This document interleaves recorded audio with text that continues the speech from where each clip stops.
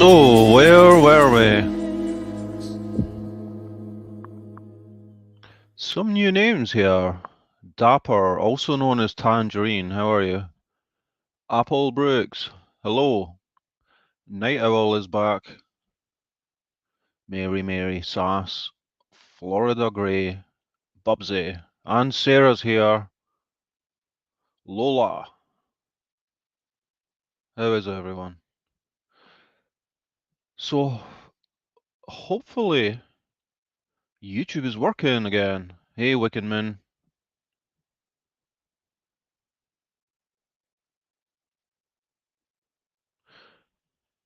Yeah, so we had a kind of a rough theme of, the preciousness of life, I guess. Hey, Brooke. Oh, where are you, Bubsy? Well, there was a lot of issues, so you might have had difficulties watching it anyway. Although I think it was just outside the US, it seemed. It was buffering for everyone over here. And there is Boondocks, dumbfuckery zone. So yeah, fingers crossed YouTube will be okay now and it's fixed itself. Okay, it was fine on playback, Brooke. Cool. Yeah, it must have just been an issue when viewing it. I guess the stream itself was okay, but so yeah, if you guys let me know if there's any issues like on this one. So fear not, everyone. Natasha is going to be live later, I believe. So I thought I'd sneak this live in beforehand. We can have a chat. God, Sarah.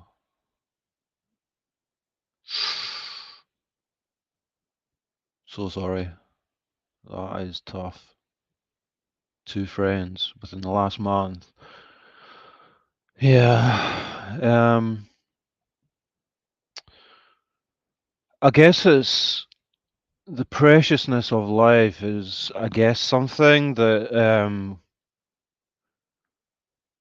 we're going to tend to think about uh, quite a lot when we're into true crime, almost by definition. But of course, there was this mass shooting in Maine, and the news of Matthew Perry passing away. Does remind you how fleeting life can be. And Cheryl's here.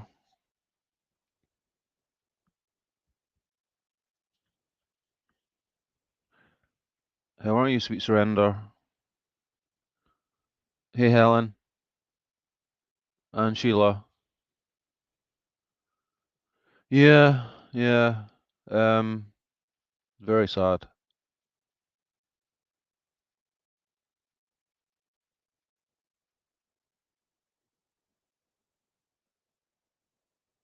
Common Chaos is here. So, did anyone see the press conference regarding Maine yesterday? Did you watch that, Tracy?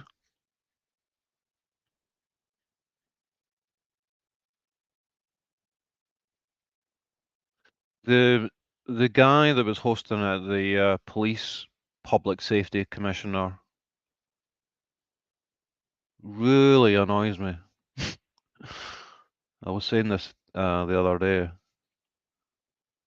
Oh yeah, you were golfing, so you were. How did that go? Your Halloween golfing day out. Remind me what it was you were dressing up as again. I think you said.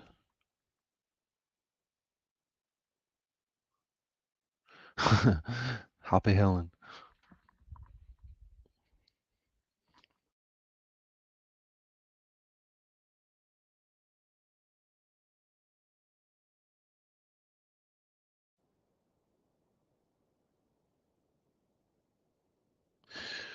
Yeah. Yeah. It can take time for things like that to really hit you, and it tends to hit you unexpectedly, Sarah, and it'll knock you for six. Oh yeah, the Bride of Chucky, yeah, in your slutty outfit.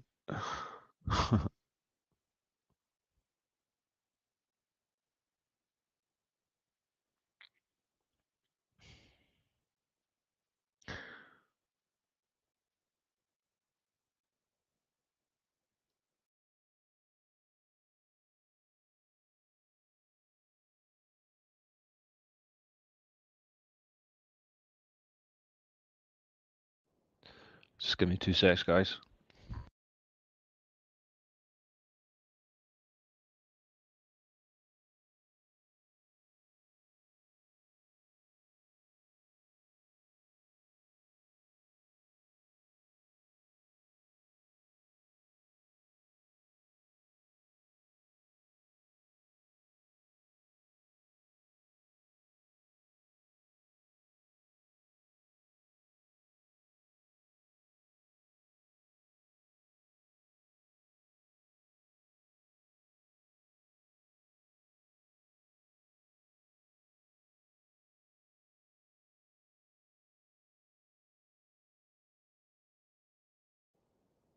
Yes, I'm going to be on holiday with the kids on Wednesday for about a week, so I'm not going to be around for a week. So it's good to get a good few lives in. Hey, Darzan. Yeah, it was funny earlier because Darzan, you changed you went to a VPN from the US, right? And it wasn't buffering. Hey, Jenny Joe. Calm in the Chaos says, watching true crime makes me aware that life can change in an instant. Yeah, I mean, in a sense, we all kind of live in a slight delusion that things like that never really happen. But things like this mass shooting just remind you um, how quickly things can change. Thanks, Margie. Hey, Suzanne. How are you? Yeah, Jenny, are you in the US though? Yeah, I think it was fine for people in the US, but over here it just would not stop buffering. Oh, have you, Darzan? Okay.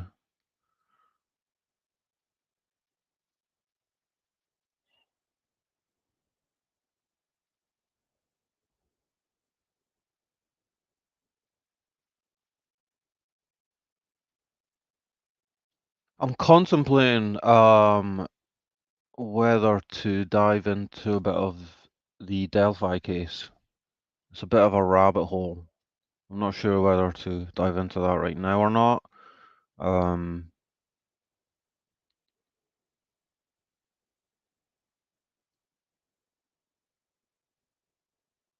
yours was fine and you're in Canada.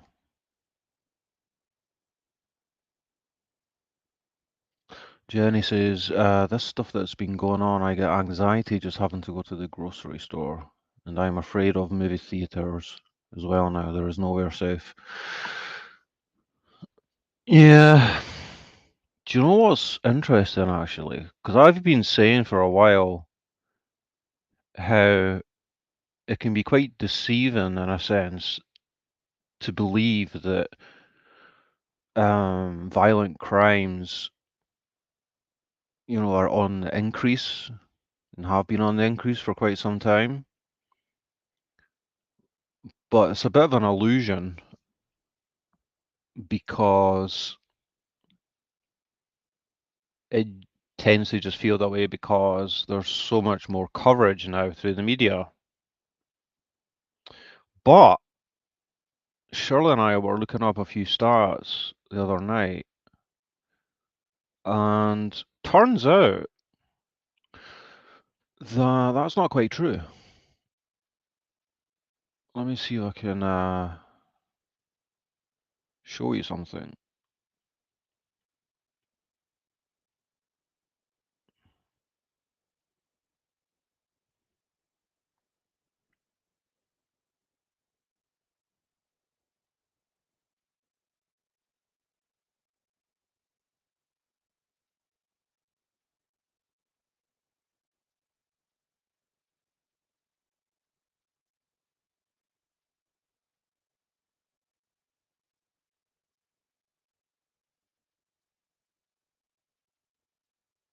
Okay, here we go.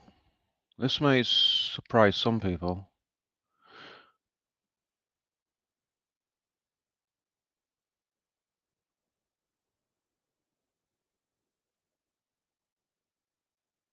So this is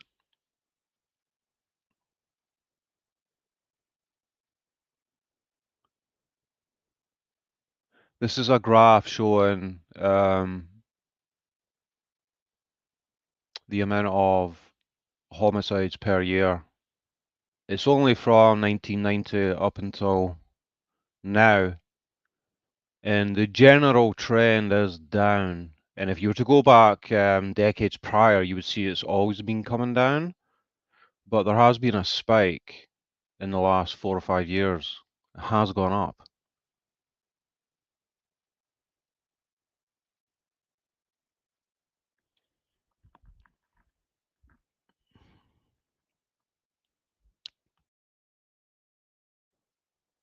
If this information is correct.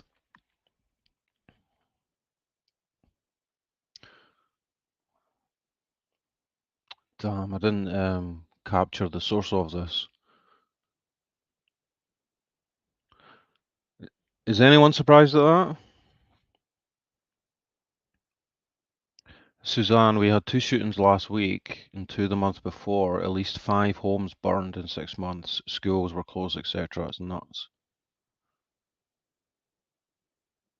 Oof. Yeah, there's definitely something in that, Sarah, regarding the pandemic. It stands to reason that people that would already be having problems, perhaps issues with isolation, or a certain amount of isolation, to have lockdown, cope with as well for a few years, stands to reason that that could send some people over the edge. Good point, Sass. Cheryl was saying that actually. Violent crimes tend to rise during economic downturns. Yeah, the effect on mental health was huge.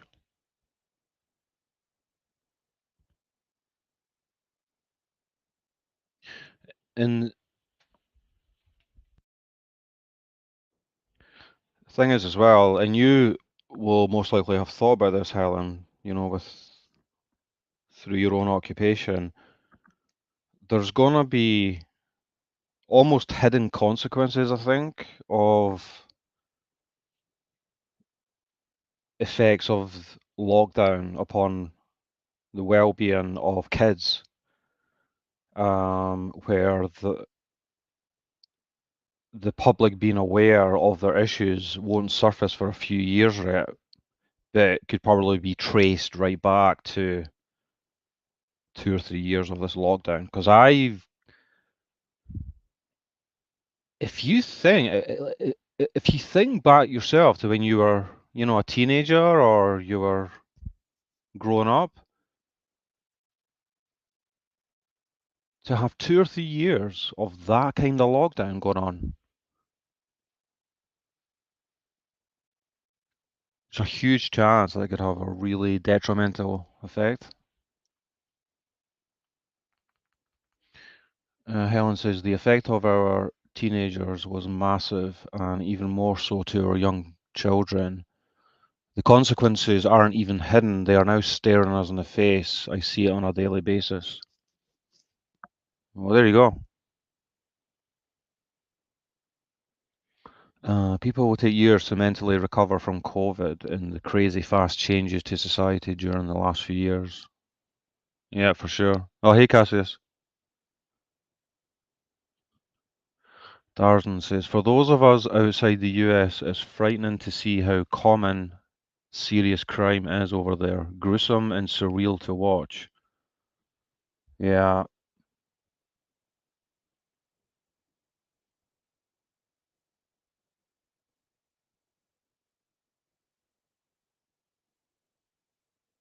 Suzanne, it brings the offender's family into it. Their shit happened most times. Yeah, lockdown must have been awful for some.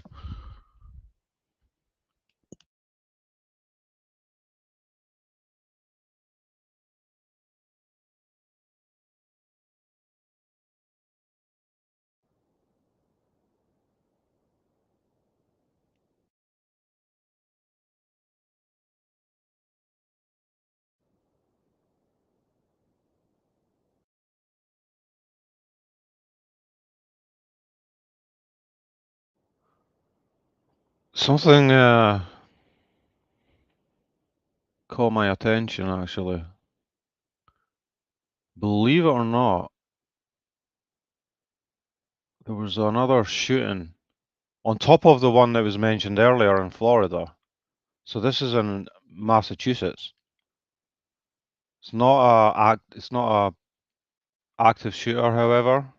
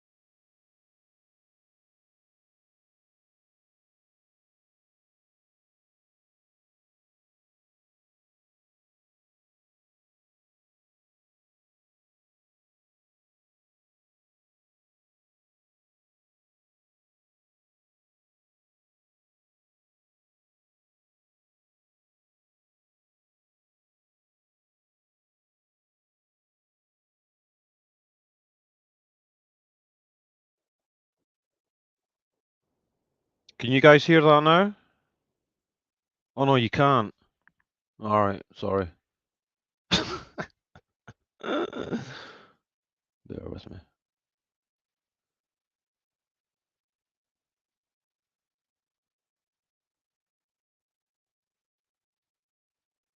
Such an amateur.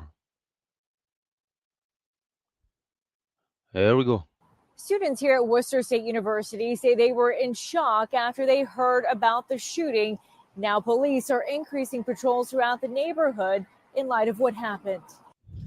Homecoming now canceled here at Worcester State University after two people were shot on campus early Saturday morning. We were looking outside the windows and it just seemed like everybody was just fighting. The district attorney says one of those victims who had been shot has died, the other undergoing surgery at a local hospital, adding that neither the victims or the attackers involved are students at the school. Shortly after the incident, there was a person placed under arrest close to the scene. A firearm was recovered.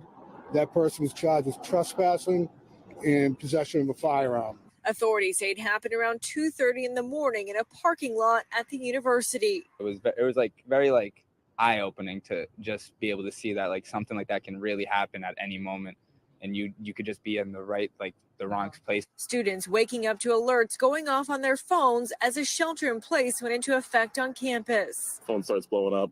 Hear about a shooting that went down over in Wayzine parking lot. Start calling around, make sure everyone's okay. See if my roommates are all good. Many of the students we spoke to telling us they later saw videos of the shooting circulating on social media. I was just scared. I was like, you wouldn't think that would happen to your school, you know? And then you see all the posts and it's scary. The university is now offering counseling services for students as all campus-wide activities, both on and off campus, have been canceled until further notice. My prayers go to all the families and the victims, and it's just very unfortunate. That shelter in place has since been lifted. The Worcester County District Attorney says that they don't believe this was a random incident. Authorities are now asking if you have any videos or saw anything that could be helpful to their investigation to contact campus police. In Worcester, Diane Cho, NBC 10 Boston. Yeah, I mean, that's obviously quite a common occurrence, right? Daily. It's not an active shooter or anything. It obviously just came up on my feed because of all this stuff with Maine lately.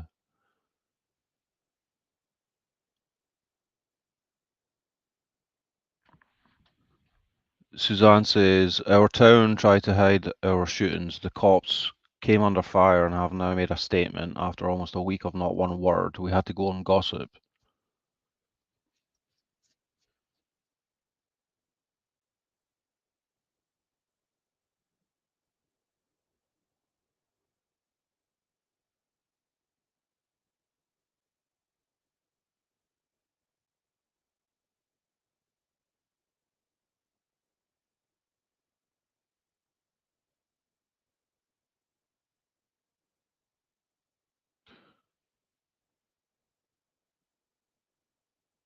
Hey, Mary, how are you?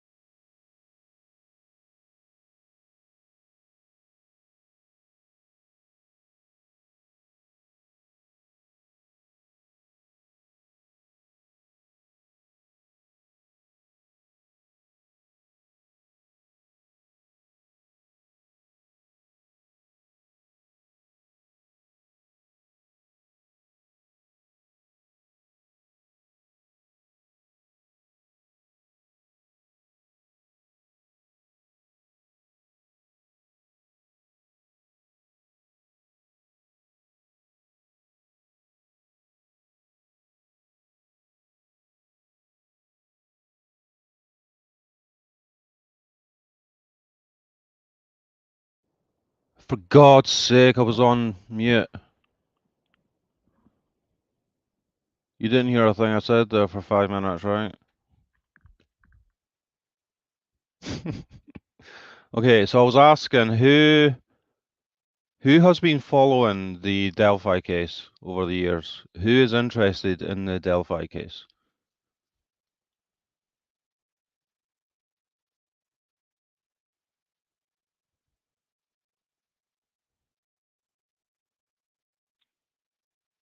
Yeah, I was on mute, Jenny. I didn't even know.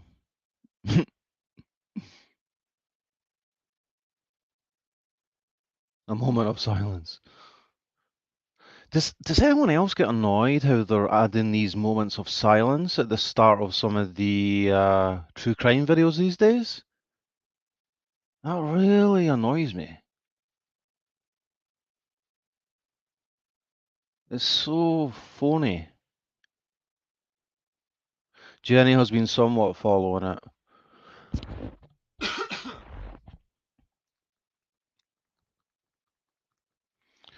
So I've been working on a kind of graphic representation of the timeline of that day, which I'm probably going to put out as a standalone video. But I'd love to talk to someone that has been following it.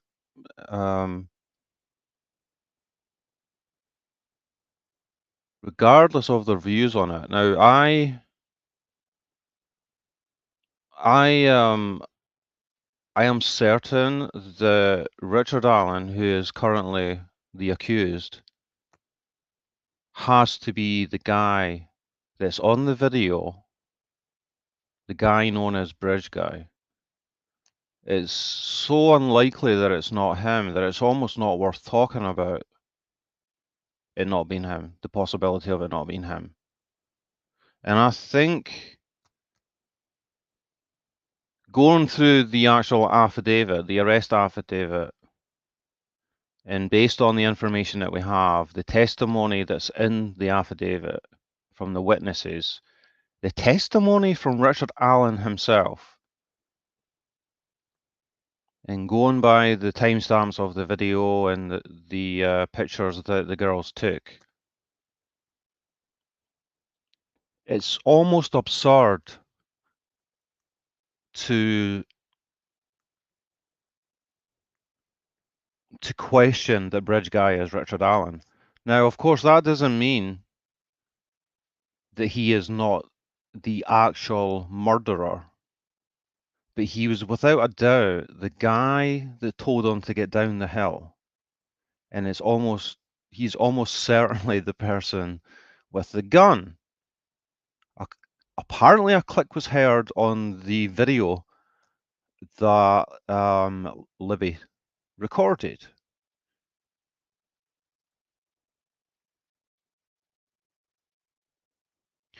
And of course, it is still possible that someone else was there at the other end of the bridge to take part in the murder. But whether Richard Allen physically did anything or not, which I think he did, but if he didn't, he's still a murderer.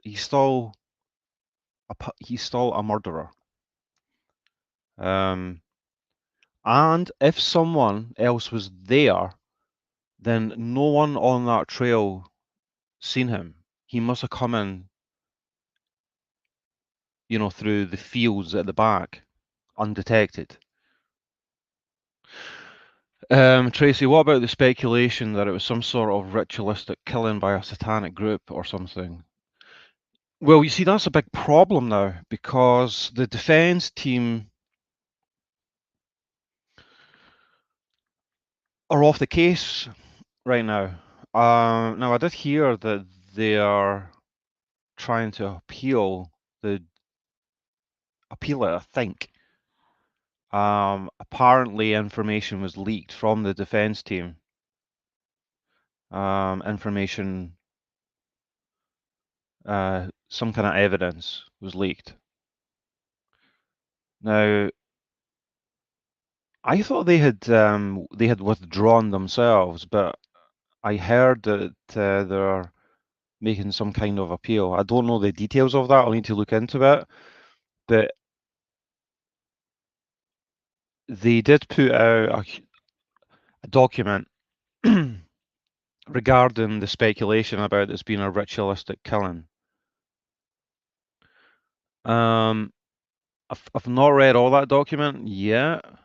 I've read a good bit of it, and I wasn't that impressed with it.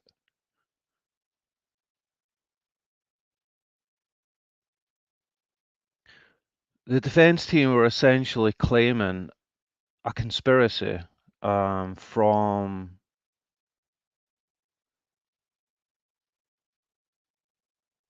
some movers within law enforcement itself that there are people working in the prison who also follow this this cult, I guess, of Odin, or not a cult, but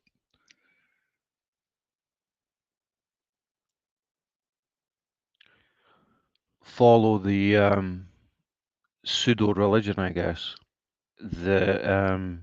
We're putting pressure on Richard Allen, and it just,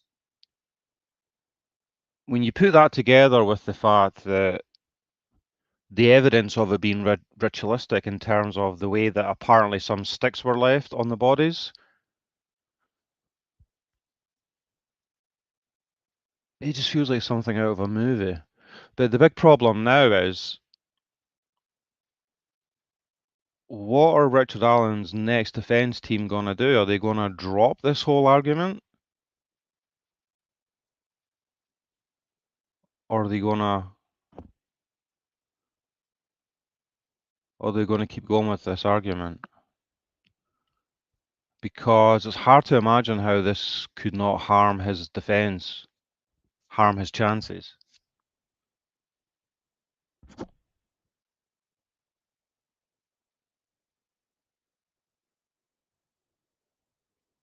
Yeah, the judge kicked the defense team off the case though, so now they are trying to get the judge thrown out. Right, yeah.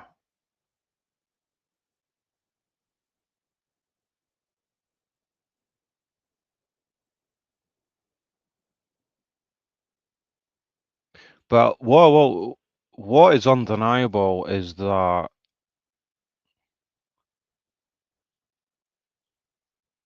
Richard Allen had information that led him to know that those girls were going to be there at the bridge.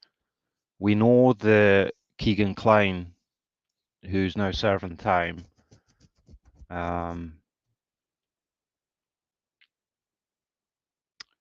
for being a part of a paedophile ring, essentially, uploading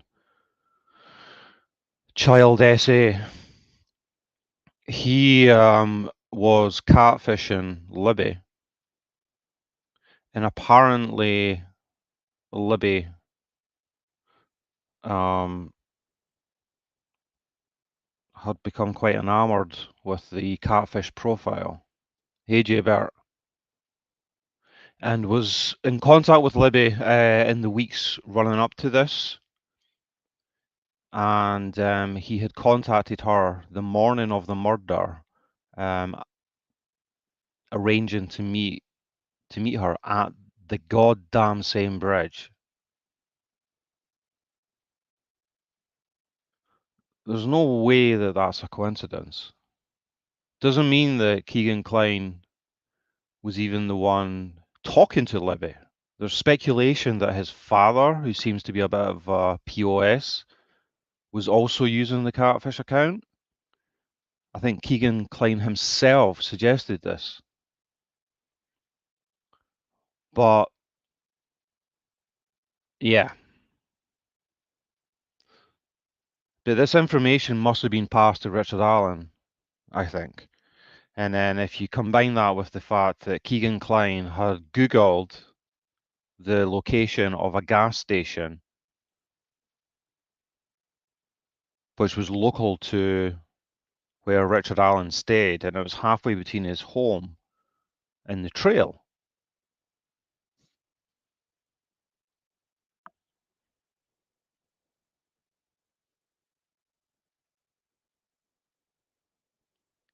That cannot be a coincidence. Now, a lot of people believe, because of what we know about what Keegan Kline had been up to,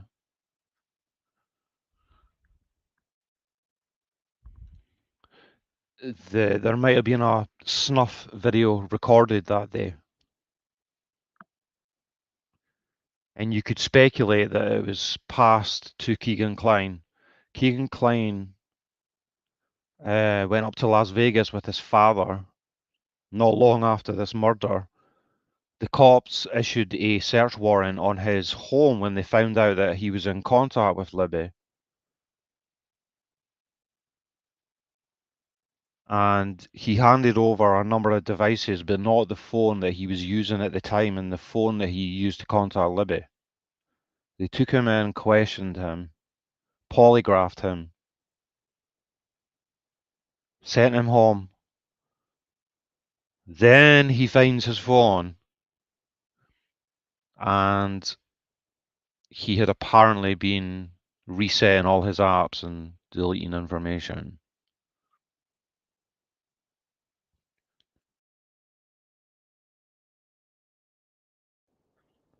And people have been speculating what was the reason for the trip up to Las Vegas. What was the purpose of it?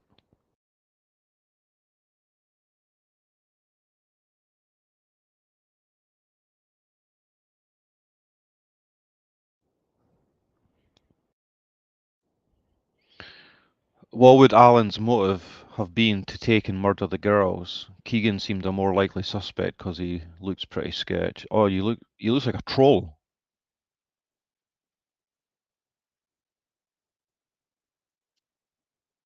Suzanne, based on evidence, it makes no sense it isn't him, or at least he has involvement. Oh, without a doubt, yeah. So what would Alan's motive have been?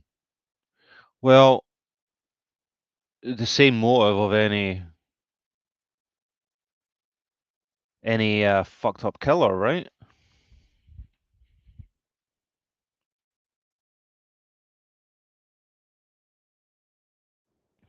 A sick perversion and lust to kill, which just happened to coincide with him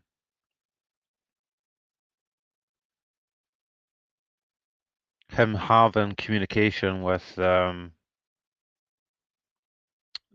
these creeps that were running this paedophile ring.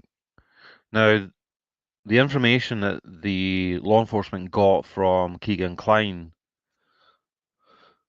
apparently led to one of the biggest paedophile rings in the state's history.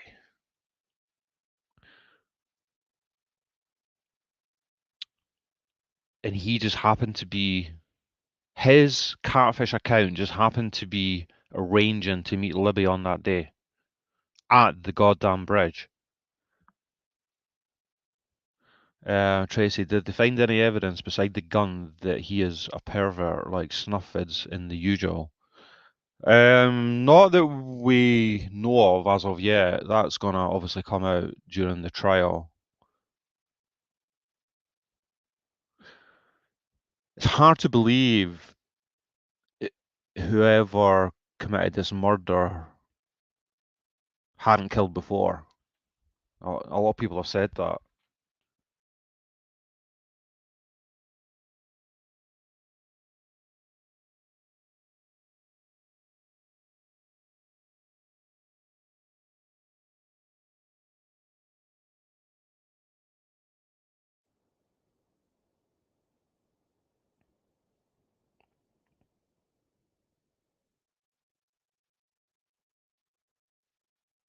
What I'll do is I'll put the link in there if anyone listening is interested in this case.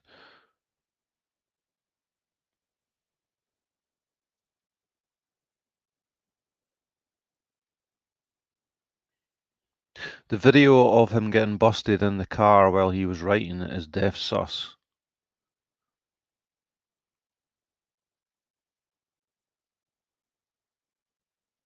There's a video of Richard Allen. I've not seen that, Suzanne. Hey Tivy, I truly think Allen and Klein are tied together on this, and Klein will turn stateside, and that's exactly what I've been saying, Tivy. I think he's gonna turn up during the trial to testify for the prosecution.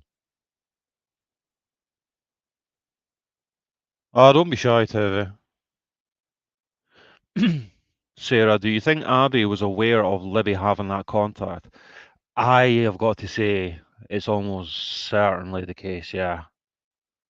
You know, I mean, they were really close friends. Close friends at that age, they're going to tell each other everything. And Libby had factory reset her phone a few weeks leading up to this.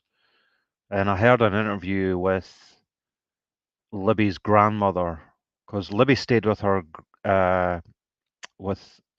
grandfather and grandmother and Libby's sister. Libby's mother lived in another state. And the interview I heard with the grandmother, she didn't seem to think there was anything suspicious about Libby wanting to factory reset her phone. and she's obviously just relating what she knows and believes, right? But there's every chance, because I think she said that Libby just said her phone was playing up, so she fired to reset it. But it could easily be the case that the catfish account advised her to fire to reset it, because from what I gather, it's almost certain that some sexual images were being passed back and forth.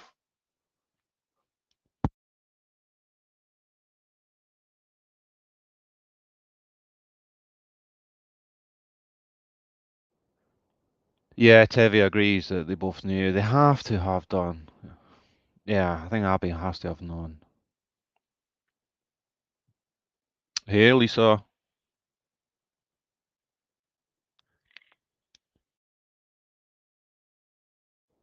Oh, Sarah, it's like the Gannon Stout case, you know, hearing his voice on that video. It's like that, this case, you know. The fact that you have the video of this piece of shit walking towards them and you hear their voice and you have the picture that Libby took of Abby walking towards her on the bridge, knowing that this guy's in the distance behind somewhere, is gut wrenching.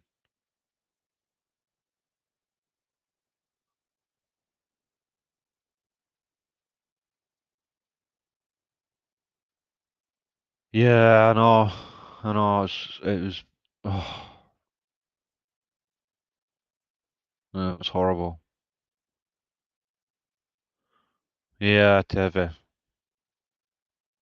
And we've not heard this publicly, but apparently on the video that Libby is recording, you hear Abby saying, "Gun, he's got a gun."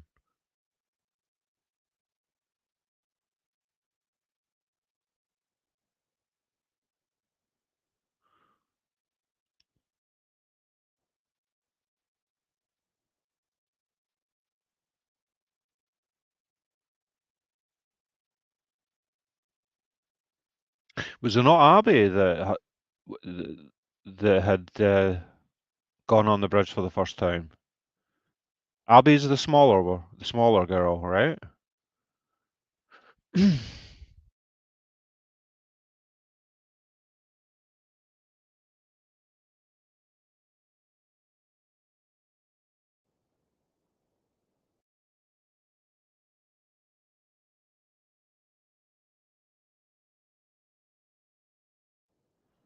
Yeah, I thought so. I was questioning myself there, Tevi. So yeah, Abby was the smaller girl out of the two. I think she was. Was there a year between them? Can't remember. But she was.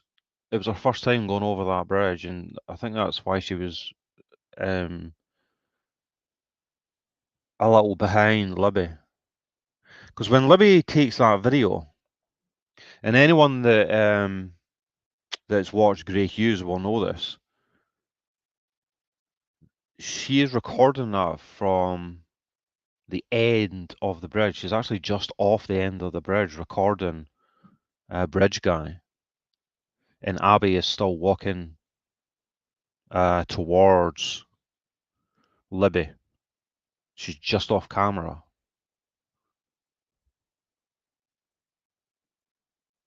Yeah, it was her first time to cross that bridge.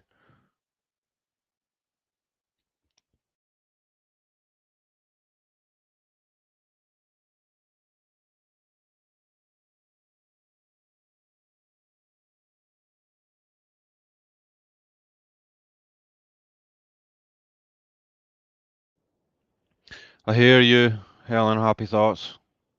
Sundays suck. Lisa, were they catfished out there? Were they supposed to meet a boy or thought they were? I think for definite, Lisa, the catfish account had arranged to meet Libby that same morning at the bridge. And apparently Libby was really into this, who she thought this guy was. It was a teenage model that Keegan Kline had used as the profile picture. He did, Sarah. Yeah, I think he did. He not take a drone down there, or like a 360 camera? Walmart. Great name. Well, I'm glad you listen during your work.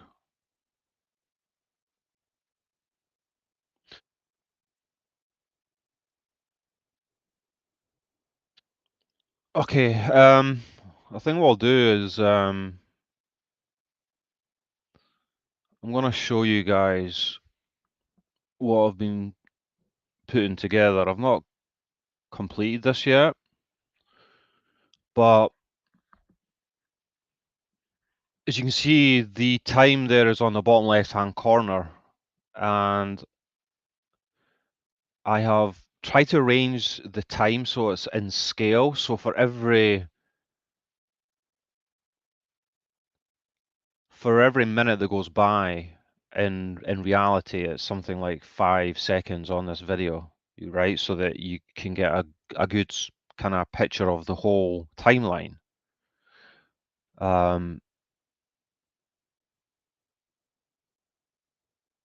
So you see here it's around about 12:36 in the afternoon, and these are 3 girls that are witnesses whose testimony is in the affidavit.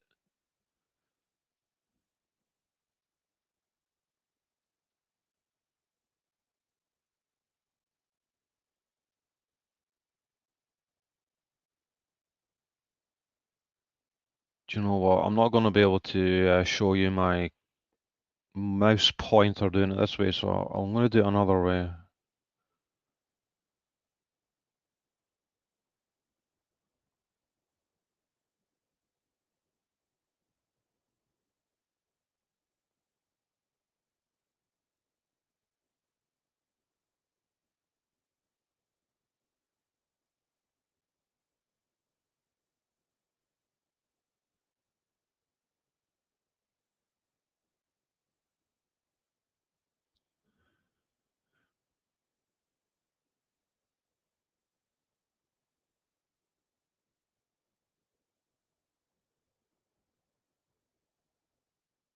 Okay, let's maximize this.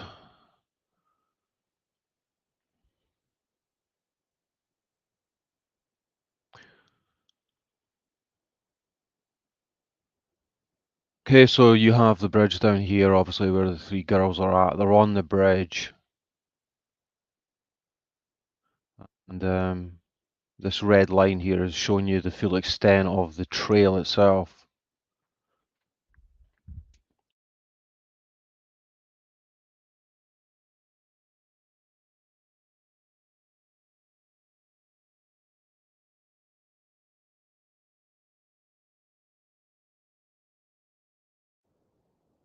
Oh, perfect. Thanks, Suzanne. Hey, Rosebud.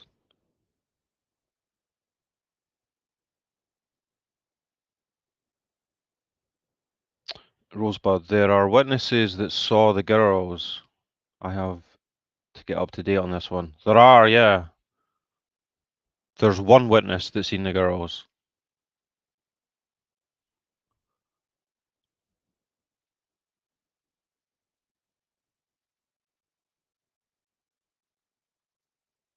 Hey, Kathleen.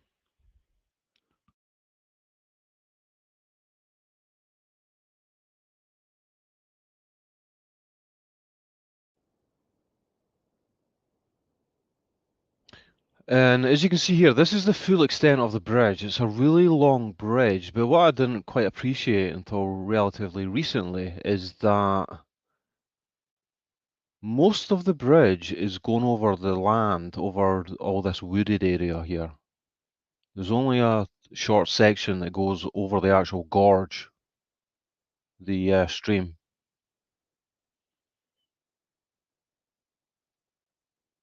Lisa, yeah, Grey Hughes has done by far the best coverage on this that I've seen.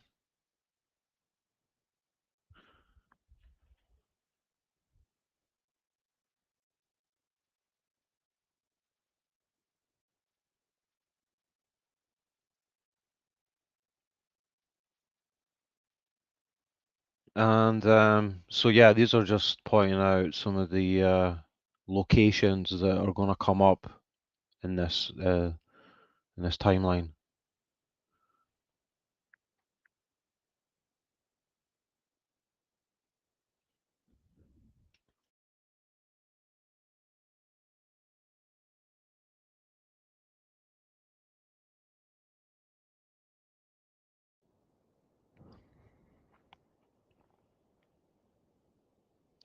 He is Margie, yeah.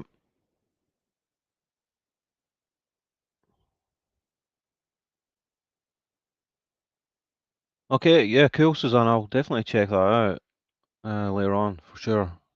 Yeah, so the girls then start making their way back along the trail to go home. You see here it's about 1:15 p.m.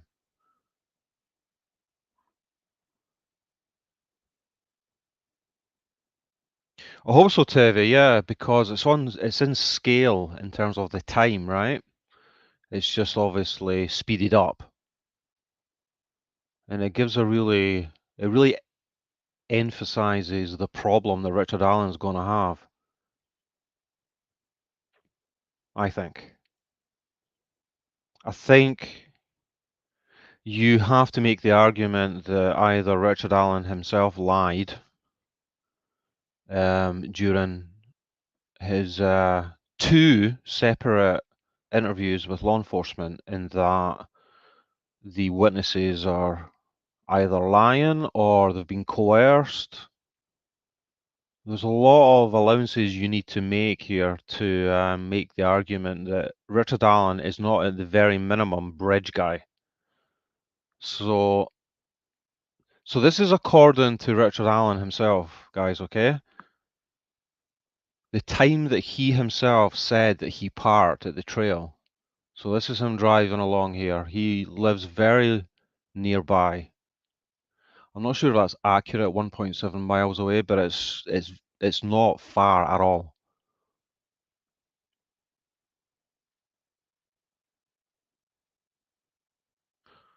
Okay, so this is from the affidavit. So Richard Allen owned two vehicles, a Ford Focus and a grey Ford 500.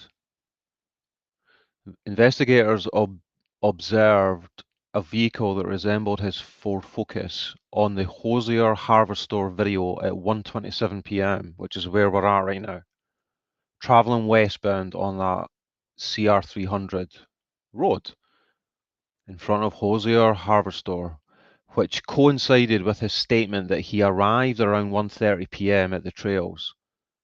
Investigators note witnesses described the vehicle parked at the former CPS building as a PT Cruiser, a small SUV, or a smart car. Investigators believe those descriptions are similar in nature to a 2016 Ford Focus. So I'll show you a picture of a 2016 Ford Focus.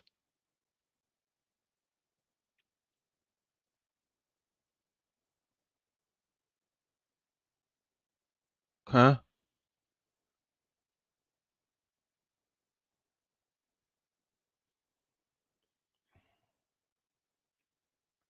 So could people mistake a car like that from a distance as being either a PT Cruiser, small SUV, or a smart car? Right? And a car matching the description of that Ford Focus is caught on the security camera of the Hosier Hardware Store.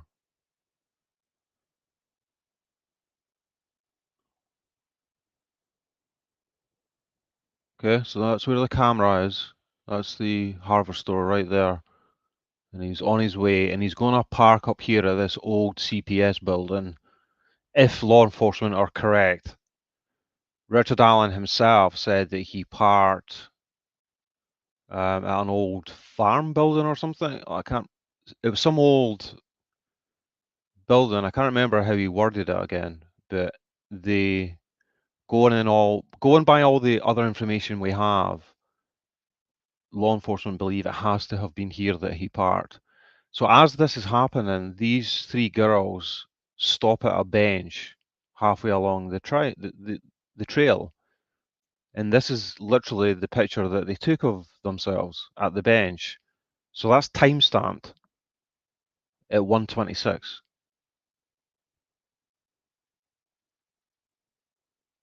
Right, Tevi, yeah. It just so happens to look like the car Alan drove.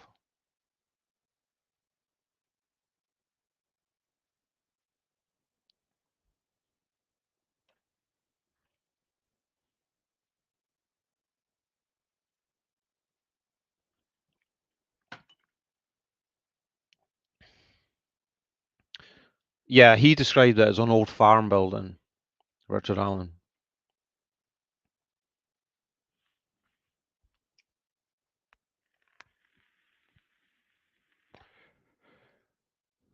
So now you see the girls are making their way home. And bear in mind that Richard Allen himself, quite quickly after the murders, voluntarily came to speak to law enforcement. And he himself said that he was on the trail from 1:30 to 3:30 p.m., which is corroborated by not only the security camera here, but by these three girls' own testimony.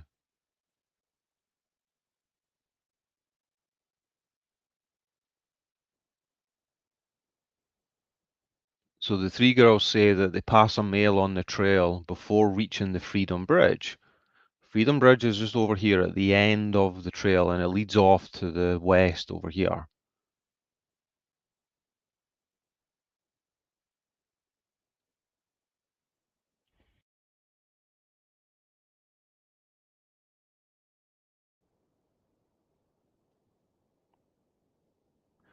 So from the affidavit again, interviews were conducted with the three juveniles, these three girls. They advised that they were on the bridge trail on February the 13th.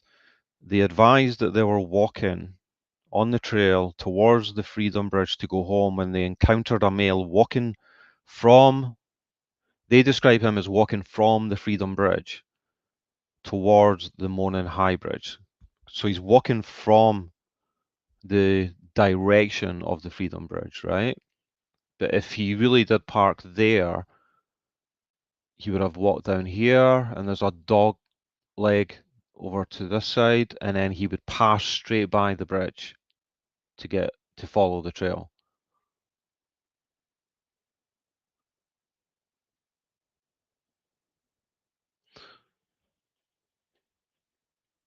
So the first female, so I've named them G1, G2, and G3, right, for each girl. The first girl describes the male as kind of creepy and advised that he was wearing like blue jeans, a light blue jacket, and his hair was grey, maybe a little brown, and he did not really show his face. So everything she just said there matches exactly Richard Allen, right? And she advised the jacket was a duck canvas type jacket. Now, the bridge guy wasn't wearing that kind of jacket. Now, witness testimony is notoriously hit and miss, right? So you have to bear all that in mind. That's why it has to be corroborated many times. So a second girl advised that she said hi to the male, but he just glared at them. She recalled him being in all black and had something covering his mouth. Now, yeah, he wasn't in all black. He was wearing dark-ish clothes. She described him as not very tall, with a bigger build. She said he was no bigger than 5'10". The third girl advised that he was wearing a black hoodie, black jeans, and black boots. She stated he had his hands in his pockets. She showed I think this is actually the law enforcement. The law enforcement showed investigators. Oh no, sorry. The girls showed investigators photographs that they took on their phone while she was on the trail that day. The photographs include a photo of the Monin High Bridge taken at 12:43 and another one taken on the bridge, on the bench, sorry, at 1:26.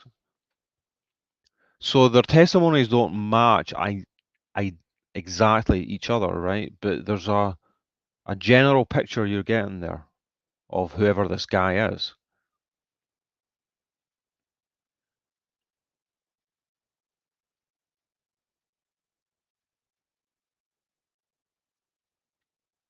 Third girl advised after she took the photo of the bench, they started walking towards the Freedom Bridge. She advised that was when they encountered the man who matched the description of the photograph taken from victim two's video. So this is Libby's video that you've all seen. Now the way I'm reading this, it's a little unclear if what they're saying is that the way that the girl described the man matches what the investigators know Bridge Guy to look like, or if they're saying that they showed her a photograph of Bridge Guy and the girl herself said that that matched him. It's kind of unclear the way it's written. She advised that was when they encountered the man who matched the description of the photograph taken from Libby's video. She described the man she encountered on the trail as wearing a blue or black windbreaker jacket.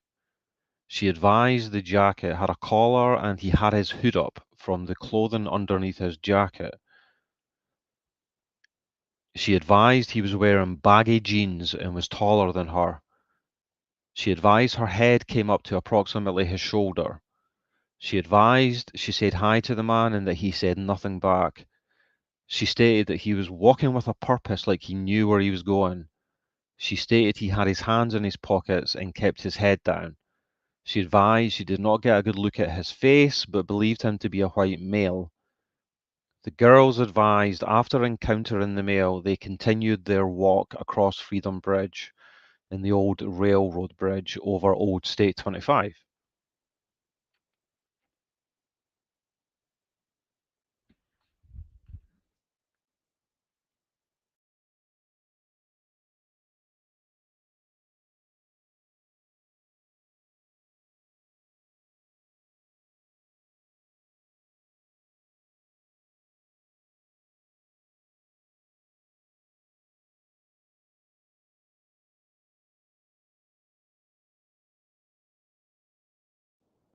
Hey Lou. Okay,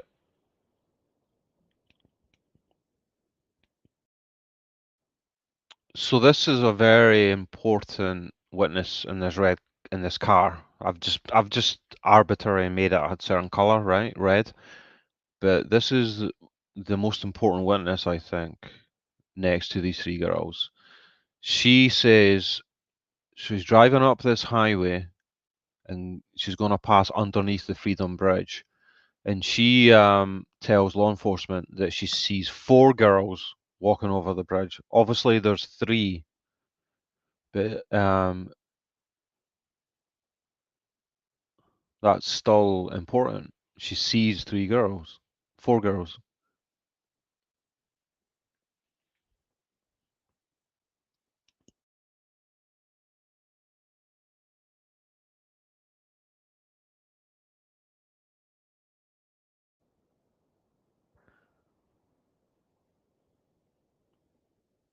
Okay, so she's driving to the trail herself. This is the entrance.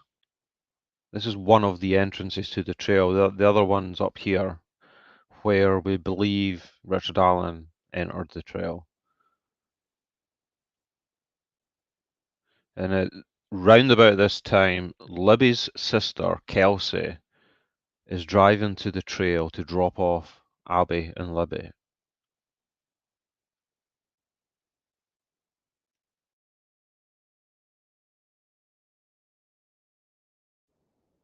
See, Tevi, I think it's the same set of girls. I think when she says 4 girls, either there was just another girl happened to pass by, or she's just got her numbers wrong.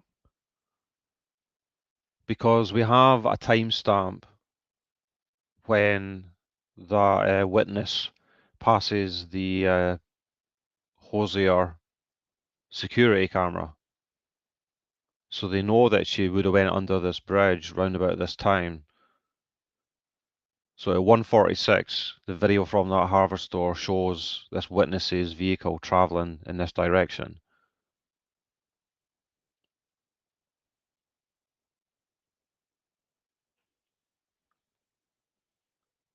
And we're just assuming the suspect kept walking down that trail, right? And towards the bridge. And that's based on the fact that no one else, no other witness on this other side indicated seeing anyone matching his description. So it's an assumption to make that he just continued to the bridge, especially when you hear the witness's testimony coming up.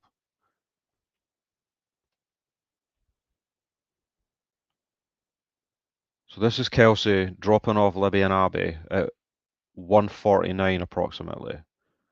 And just prior to that, this first witness has started to walk this trail. And there's a video from the same camera which shows Kelsey's car traveling away from the entrance.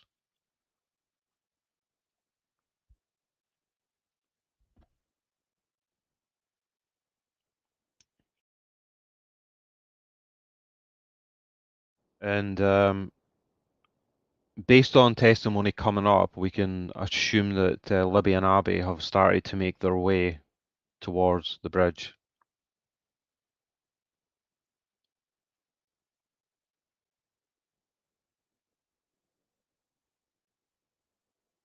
Okay, so this witness testifies that 50 foot short of the bridge, she observed a man on the first platform of the bridge. She turns around at the bridge and then continues her walk back towards her car. So she most likely got a little creeped out by this guy. The first platform is pretty near the start of the bridge. And Richard Allen himself admitted that he was on the bridge.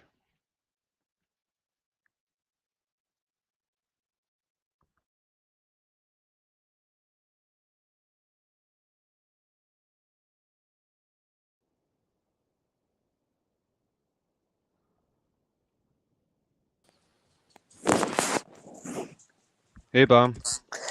Hey, how are you? Good, good. How are you? I'm all right, thanks. So, what's the subject? Delphi. I'm just going Oh, through a graphic representation of the affidavit, basically.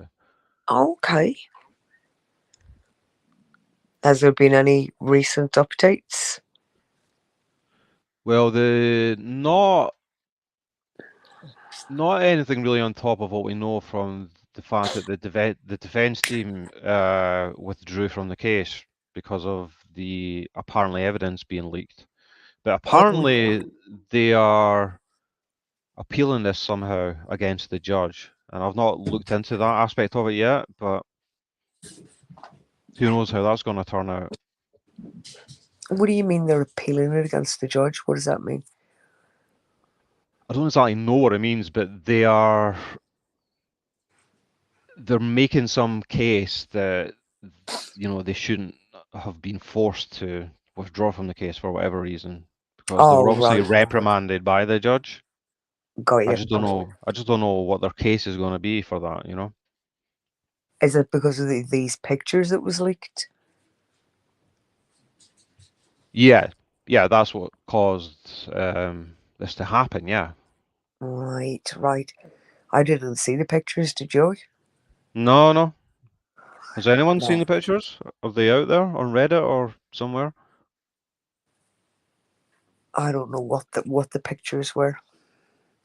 Yeah. Okay, so I'm just going to finish going through this timeline, Bam, Sure. if you don't Yeah, mind. yeah. Go ahead. I'll mute you. Go ahead. Well, what I'll do first is just show you. Were you listening to this before you came up at all? No. No, I've just All clicked right. in. Yeah, just clicked in. Okay. So basically, I've just described what is known in terms of the witness testimony, and we can surmise by what Richard Allen testified to and what the witnesses testified to that he parked up here at this CPS building, walked down onto the trail, and he passed 3 girls that were on the trail. And the 3 girls continued up there, and then we're assuming that he continued onto this bridge. And there was another, this second witness that's in red here is a woman that parked at the trail entrance and walked down towards the bridge. Okay, and she testified that she paused 50 feet short of the bridge when she observed a man on the first platform of the bridge. And then she turned around and started walking back the way she came to where her car was parked. But she also, in the affidavit, it says that her description of the suspect matches the person that we know as Bridge Guy. Okay, I don't know Right. if they showed her a picture of Bridge Guy or if they're basically saying the way that she described the suspect Mhm. matches what we know about Bridge Guy. Mhm. That's kind of 3 unclear to me. girls? Did you say though? 3 girls? There was 3 girls on the trail. Yeah, I'm not like that. This is not Abby and Libby right now. Like they've just arrived Yeah, on the yeah, trail. But yeah. prior These are to that, the witnesses. Yeah. yeah, yeah, yeah, yeah. Right. So I didn't realize it was 3. That makes there was quite a lot of people around, wasn't there? You know, there was people back and forth, and Yeah. Well, there wasn't a whole lot of people from what we know up until the next kind of hour or two. I think more people started to sporadically arrive, and then obviously there was the search. oh yeah, yeah. Right. Interesting. Okay. You go ahead, and I'll be quiet. You go right ahead there, love. Yeah, this won't take long, Bam. I'm just No problem. almost there. Okay, so this is more from the actual affidavit. Um, so this is investigators after reviewing prior tips. They obviously came across a tip narrative from an officer who interviewed Richard Allen in 2017. Turns out this is shortly after they put the image of Bridge Guy out to the public, right? He came forward on that basis, and the narrative from this officer stated. So this has been paraphrased. Mr. Allen was on the trail between 1:30 and 3:30. He parked at what Richard Allen described as an old farm bureau building and walked to the new Freedom Bridge. While at the Freedom Bridge, he saw 3 females. So he himself is also confirming here the testimony from the 3 girls. He noted that one was taller and had brown or black hair. Now, they've obviously put that section in there because they know that that matches a description of one of the girls, right? That's why they've included that in the affidavit, I think. Richard Allen did not remember a description, nor did he speak with them. He walked from the Freedom Bridge to the High Bridge. He did not see anybody, although he stated he was watching a stock ticker on his phone as he walked. He stated there were vehicles parked at the High Bridge trailhead. However, he did not pay attention to them. He did not take any photos or video. And at the bottom here, you can see that investigators believe that he was referring to the former CPS building that I described.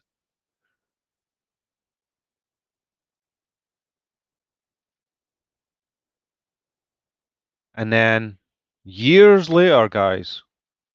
Yeah, Bam's here, Lisa. I'm just going to finish this up and then we'll have a chat. So years later, 2022, last year in October, Richard Allen was interviewed again. He advised he was on the trails.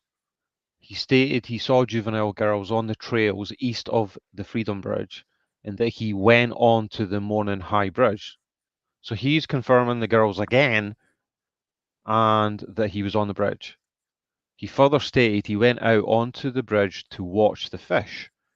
And you've just heard this other witness testify she's seen a guy on the first platform. Later in his statement, he said he walked out to the first platform. He stated he then walked back, sat on a bench on the trail, and left. He stated he parked his car on the side of an old building. He told investigators that he was wearing blue jeans and a blue or black jacket with a hood, which matches exactly what we see Bridge Guy wearing. He advised he may have been wearing some type of head covering as well. The guy was wearing a hat.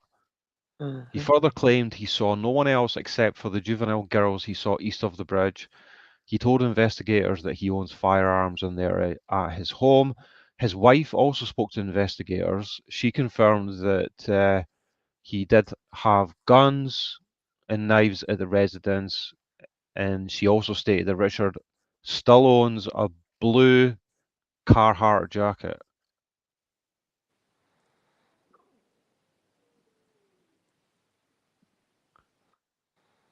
Okay, so you can see it's coming up for 2 p.m. and that first witness is walking back in the direction to her car, and this is Abby and Libby.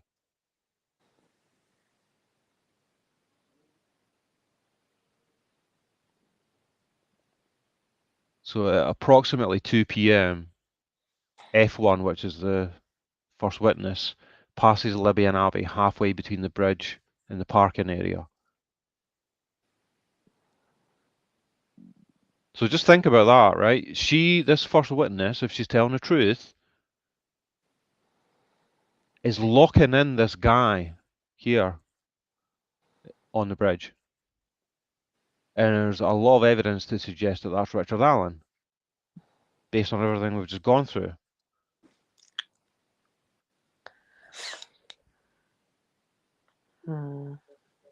She advised that she turned around at the bridge and continued her walk. She advised approximately halfway between the bridge and the parking area, she passed two girls walking towards the bridge. She advised she believed the girls were victim 1 and 2, Abby and Libby. And then there's video from the Hosier Harvest store at 1:49 of a white car matching, I think this is Kelsey, the sister's vehicle, traveling away from the entrance. The first witness advised that she finished her walk and saw no other adults other than the male on the bridge. And then her vehicle is seen on the security camera at 2:14, leaving westbound from the trails. She advised that when she was leaving, she noted that a vehicle was parked in an odd manner at the old CPS building. She said it was not odd for vehicles to be parked there, but she noticed it was odd because of the manner it was parked, backed up near the building.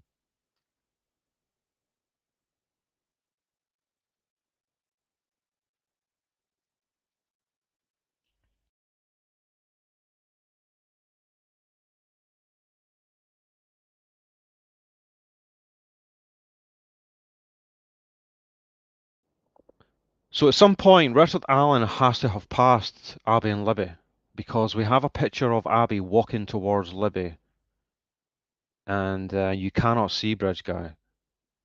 But we know, obviously, from the video at the other end of the bridge that he's walking towards them. So he must have walked up this trail a bit and waited.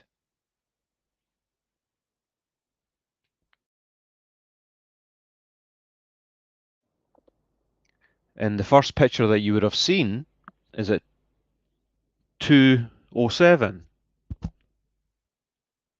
It's a photo from her phone to Snapchat of Abby on the bridge. Abby's walking towards the other end of the bridge. Bridge Guy's not seen in the background.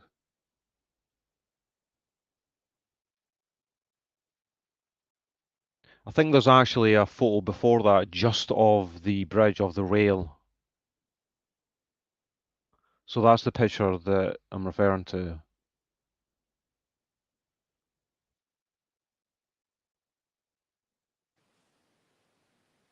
Gruesome, isn't it? Knowing what happened. Yes, horrifying. Something I find odd there, though, Robbie, that you've just said. Mm-hmm. So a couple of years later, they re-interviewed Richard Allen, Mm-hmm. and he still had the coat. Mm-hmm. If I'd murdered someone, I'm certain that I would get rid of every stitch of clothing that I had on. You would think so, wouldn't you? Absolutely. It's either he has done that, Or he hasn't. and or he hasn't. But Yeah. if he has got rid of it, that is just not the right jacket. It's just because it's similar that they're putting that in there, right? We don't know yet. Was it not his wife that said so? Because women know. You know, my kid's got a jacket, a super dry jacket.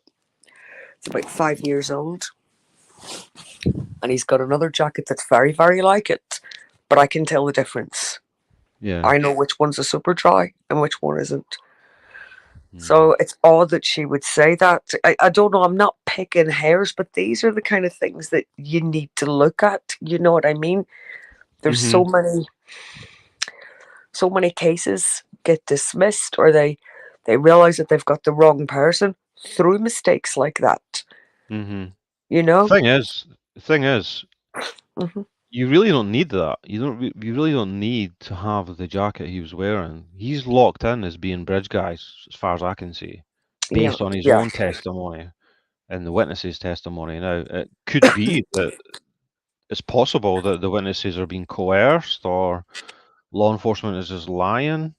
That's possible, but it's unlikely, right? Mm.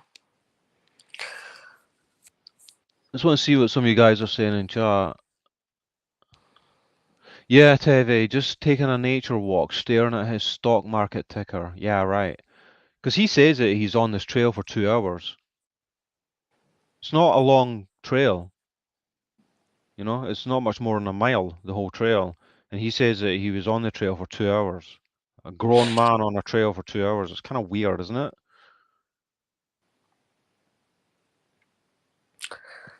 I don't know. You see, again, playing devil's advocate and getting away from the missus and the kids.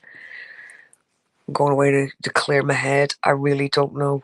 I really don't know. I'm just not sure. I'm just not sure that it's him.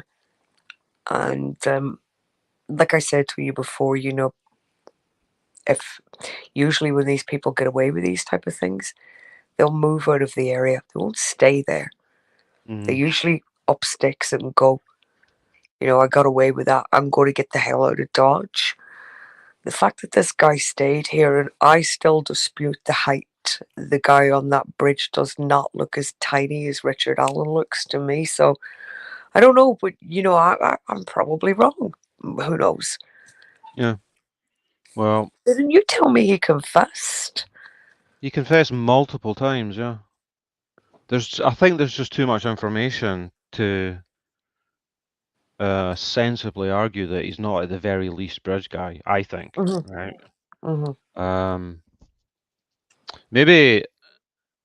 Maybe watch this back as well, like another day, and see what you think, because I've kind of gone through the beginning from what's in the affidavit up until where we are right now. If it's not Richard Allen, then it has to be him that passed the 3 girls, because he himself describes twice, years apart, passing these 3 girls. The 3 girls give a description that matches him. Yeah. So if he wasn't on the bridge, then where did he go? No, I totally get what you're saying. I think one of the things that's put me off is the amount of internet detectives, you know, that swarm all over these things, and it really sickens me. It really, really does sicken me. So I think that most things that I see on social media, I dispute them instantly until the authorities put them out. But when you finish with this, I'm going to tell you a fast story about the authorities. Anyway, carry on. Sorry, carry on.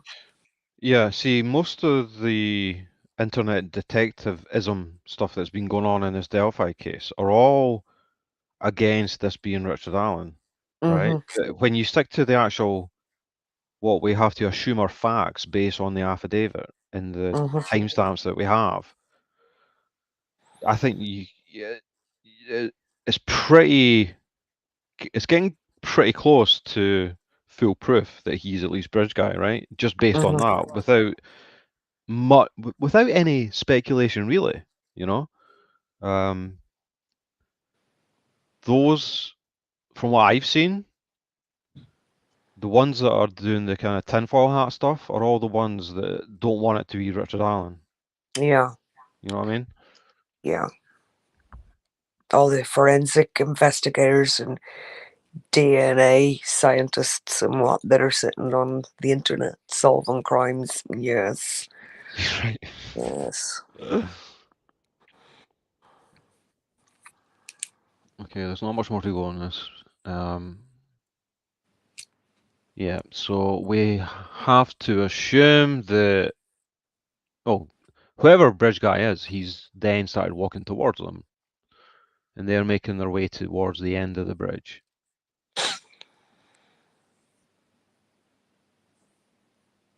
And by the way, this I've not finished this yet, but the first witness would have driven away by this time, and she sees this car up here, and she's caught on that camera.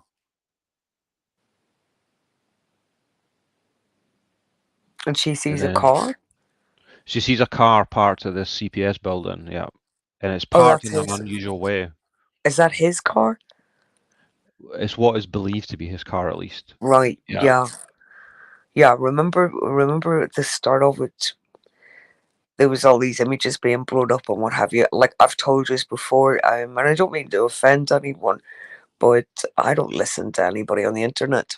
But I did have a friend who was a police officer in Indiana, and he was telling me that there was a car that was parked out of view, and yeah, so I remember that. That's the only reason why I'm asking you. I remember that. Yeah, yeah. So I think we have 3 witnesses, right, that all describe a car parked unusually at this building, right? It's backed up to the building as if they're trying to hide their registration plates. A car matching the description of a car that he had at the time is caught on this camera here driving up towards that building. He himself puts himself on the trail between 1:30 and 3:30. He himself says that he parked at an old farm bureau building. That's how he described it. But there isn't an old farm building, bureau building anywhere.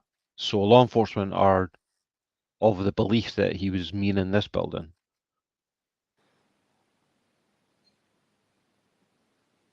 Tell me this, Rabid. Did he have a dog? Did him and his family have a dog? I don't know if they had a dog. They had a cat. I know they had a cat. They dug up his cat from the garden. Oh. Just wondering, because if you're out on a walk like that, you would take your dog, wouldn't you? That would be your alibi and your reason for being there. I was taking the dog for a nice long walk. So I just wondered, if he didn't, if they did have a dog and he'd gone on that walk and didn't take the dog with him, it's like, okay, now this could be suspicious. Yeah. Yeah. So sorry, I was just letting No, my yeah, mind it's a good relive point. me. It's a good point. Does anyone know if he had a dog? I don't know.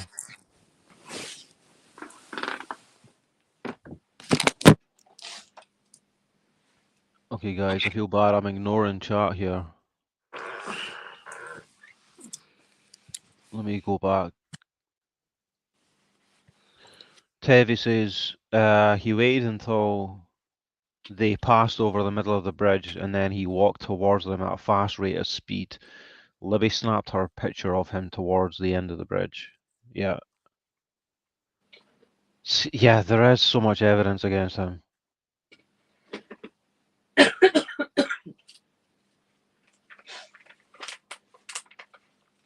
Rosebud says, if I was his wife, I would be going back and thinking about him disappearing for hours. I know, right? Yeah, he did confess to his wife in a jail phone call that was recorded.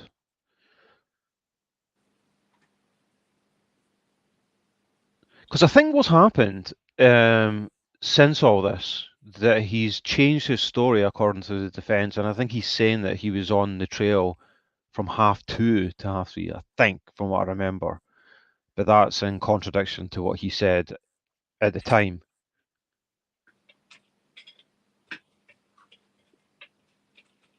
He couldn't just up and move as his wife had a long-term job there. How would he convince her to move for no reason? Sometimes the best place is to hide is in plain sight. Yeah.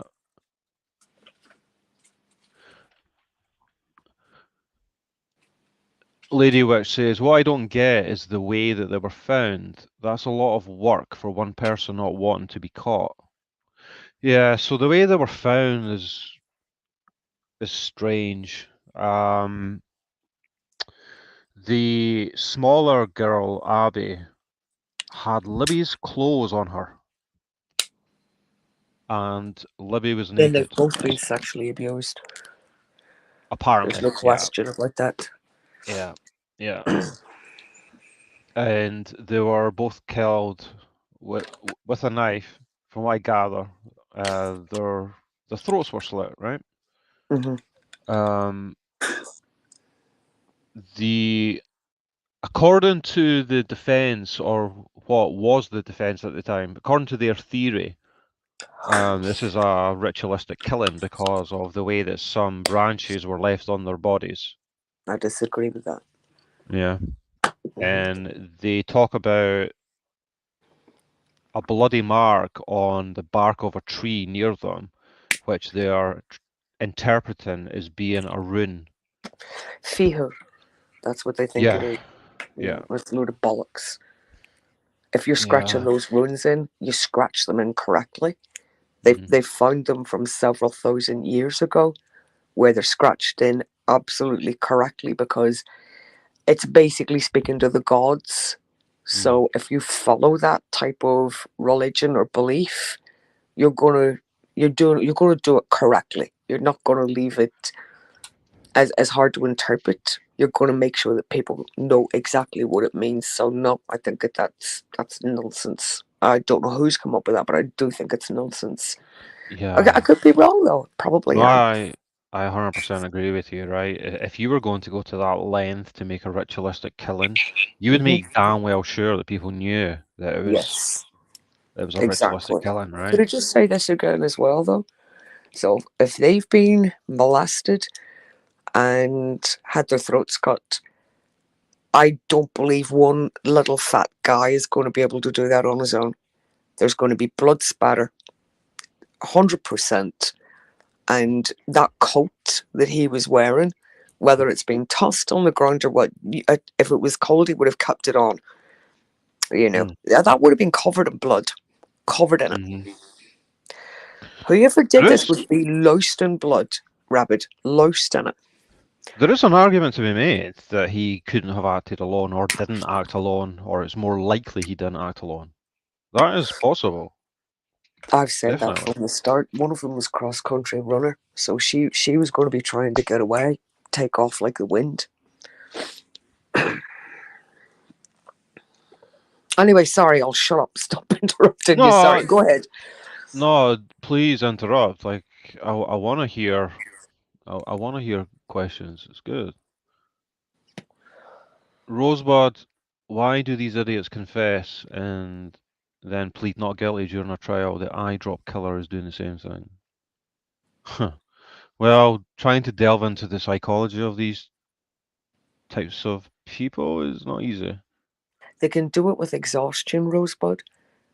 If you're not allowed to sleep, and you get like good cop and bad cop that interview you, one gives you a cigarette and a cup of tea, and the other one puts your cigarette out in your tea, and they keep on and on and on and on at you, telling you that you did it over and over and over again, you start to believe that you did it. Same thing happened with Anita Cobby's husband.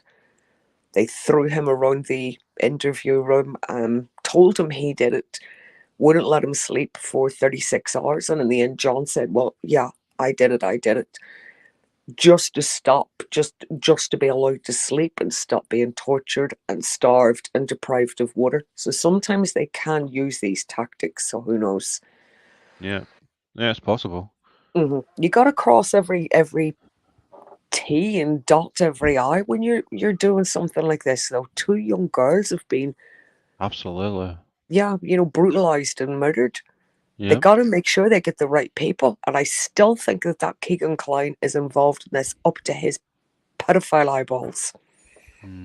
Oh, he's going to turn up in the trial. I'm certain of it.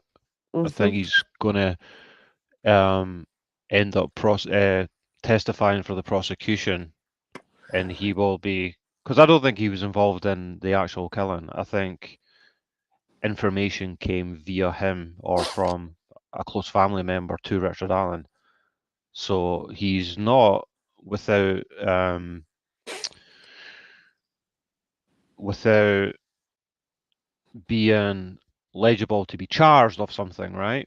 But it's Mhm. obviously it's going to be presented to be in his favor to testify for a reason, I think. Yeah. Tevi, was it not? I thought it was a cat that was buried in his backyard that they dug up. I didn't. Have I got that wrong? I'm pretty sure it was a cat.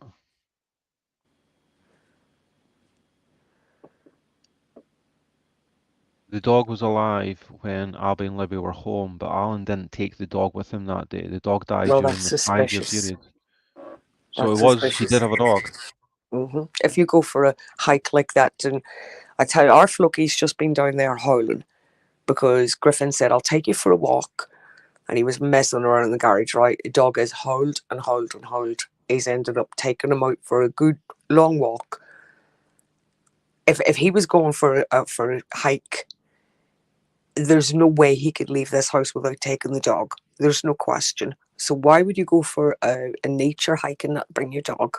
That doesn't make sense. He should have had the dog with him. That would have been his alibi. Well, I was there Yeah. walking my dog. Well, that works against him, doesn't it? Absolutely, it does. It does 100%. So Rosebud's got a question for us both. Bam and Rabid, do you think they may have been killed somewhere else and brought back there? I Yes, don't think that, but I think Bam does. I do. You Well, do, there would right? be a lot of blood there. There would be loads and loads of blood, especially if the jugular was opened and then the sexual assault. So yeah, I think that they were done somewhere when people couldn't hear them, or there was less chance of people hearing them. But I do believe a dog heard them, and this dog was barking its head off. I'm quite certain of that, Rosebud. Tevi, they also had a long-haired cat. Okay, right. So he had a dog and a cat. Okay. Right, but he didn't take the dog for a 2-hour hike. It doesn't make sense. You think Tevi thinks Keegan and Richard Allen are involved? I agree with that. Klein will turn state witness. But Oh, the again, cat's 2 still hours is a alive. short window of time to do all of that. Short window of time to grab them, subdue them, do what you got to do, kill them, and then move them. That's a pretty short window of time. You got to be moving pretty fast to do that. Again, I don't think one person's done it on their own. I can picture an adult, like a grown male with a gun, being able to take control of those girls. I can. But why That, would you rush it? Why would you rush it? You would want to take time. That's. but we don't know how long it took. Did you not say that Richard Allen went for a 2-hour walk though? And it was Well, only a short mile or something. yeah, so he puts himself on the trail for between 1:30 and 3:30. Mm-hmm. We have the timestamp of the video at 2:13 from Libby. Mm-hmm. then the next timestamp we have is from another witness who sees a guy at 3:30 walking along. I don't know if you can see the screen, but walking along that road there, west, and she describes him as being bloody and muddy. Right. So that's at 3:30. So if this guy that looked muddy and bloody was the murderer or one of the murderers, Mhm. if we assume that it's the same guy, then we have that window there, right, from 2:13 to 3:30. That's only 1 I hour think it's 50 minutes, so that's a very short period of time, isn't it? I think it's 3:30. Let me just Because check you would, that. like I say, when they're doing something like that, they enjoy it and they want to enjoy it. You know, they don't want to rush. They want to take their time. Mm-hmm. So I don't know. There's a lot of things about this that confuse me. And don't forget, I'm just somebody sitting here at home.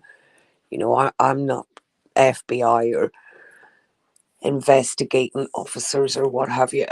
It's just, you know, from what 20 odd years ago doing this, Yeah, and now he's sitting at home, and yeah. I've got very little information on it. But I do question and re-question everything because, as I Oh say, yeah, you've got to be sure. right. You know, you got to make sure that somebody that goes around killing young girls is caught. Because if they get away with it, they will do it again. At some point in their life, they 100% will do it again. Okay, so I just double checked the affidavit. The witness said that it was approximately 3:57. Oh, sorry. Yeah, based on security footage of the car of this witness who saw the guy walking muddy and bloody, that camera caught their car at 3:57 p.m., right? So that gives you a bracket of time between roughly 2:15 to 3:57. So that's an hour and 45 minutes, basically. That makes a little You bit know. more sense. Still short though. You know, usually Well, they do take about 3 hours with victims. You know that. That's usually there's no stopwatch on it. You know, you don't have the serial killer sex crime stopwatch, but it usually is over mhm. 2 hours going on to R3 before they leave what they've done, their work, their art, whatever way they refer Mhm. to it.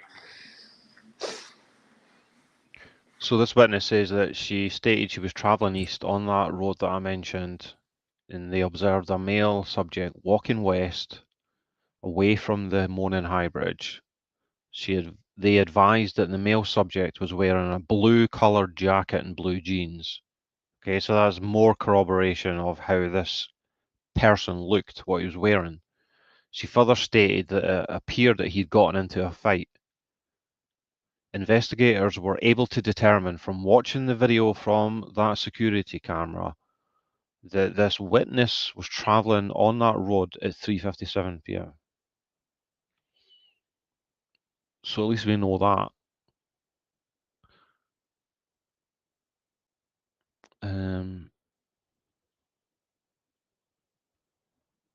Let me just change something here.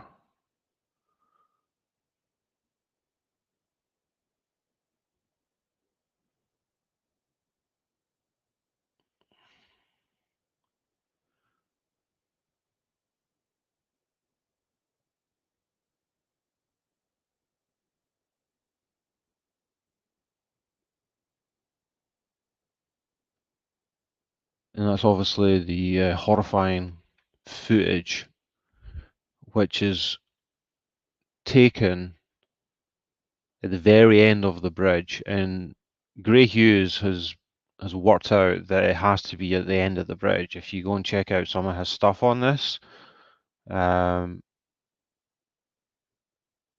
it's really good.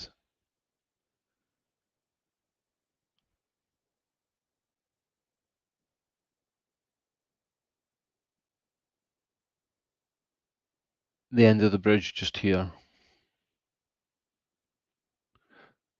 So that is the case for Richard Allen, guys. That's what I've got right now on this. Yeah, Tevi, they were found the next day, the next afternoon, around about 12, right? If you can see my cursor, they were found just over the river there, over the stream, round about here.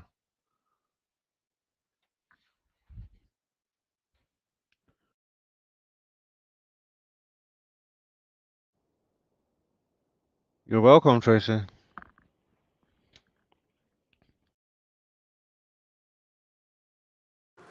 Sorry about that. The evaporation fairy, it's found its way into the kitchen. So Know the Tevi one I'm talking agrees. about. Well, I was just reading Tevi's message there. She agrees with you, Bam, that they were taken away and then brought back. Yeah, who said that? Sorry. Tevi in chat. All right, hi Tevi. I can't see anything. I'm sorry. I'm keeping my eye on him because every appliance in the kitchen's on at the minute.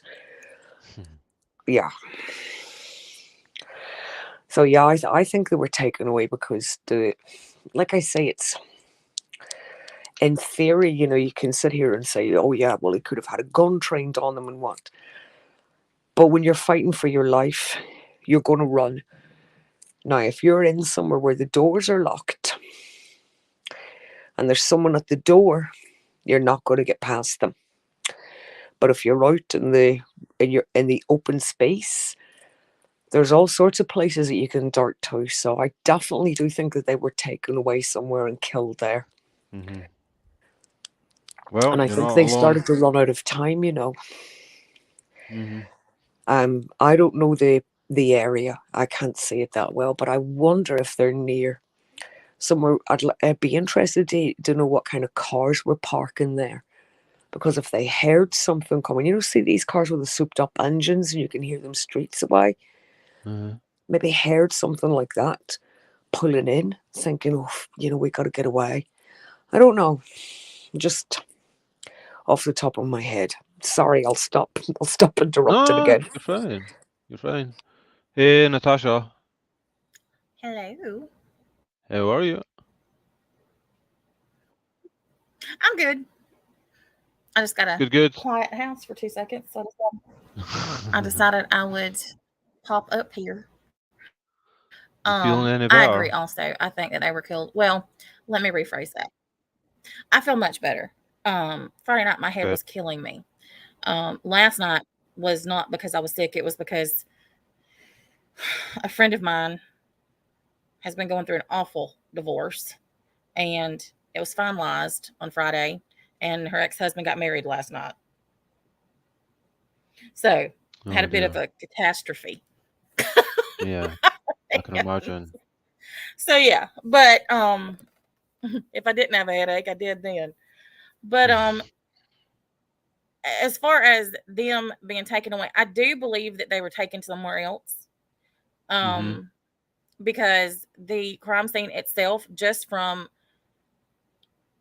we know that it was searched. We know that people were walking by that location multiple times before they were found. And so, hi Natasha. Sorry, I had my mic muted. Hey. hi. Or how are you feeling? Any better? Thank you for asking. I'll just stop moaning and say yes. Good. I'm glad. So, but I do believe that they were taken somewhere else previously before they were taken to this particular location. Now, I do think that what was used, I'm trying to think of how to say this without being. What was used to abuse them, essentially?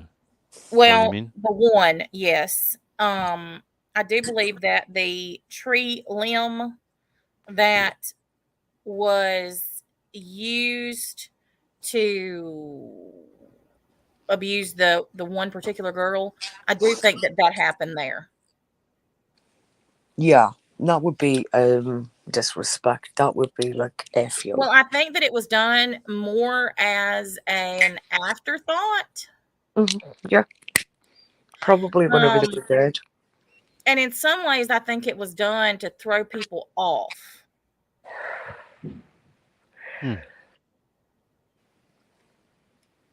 See, the whole thing about the area being searched, where they were found, right? I still can't find anything that has a source for that. Well, if you look at where it is in comparison to where they were supposed to meet the sister. So, do you mean where the sister dropped him off up here at the entrance, across from the farm? There's another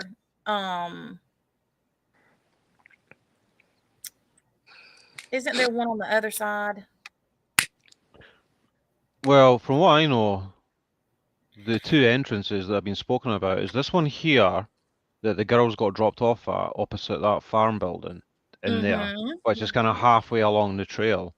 Right. And then you can also enter by this bridge, the Freedom Bridge. This is an old map. It doesn't actually have the highway there, but there was a bridge going over there, the Freedom Bridge, which leads on to the trail.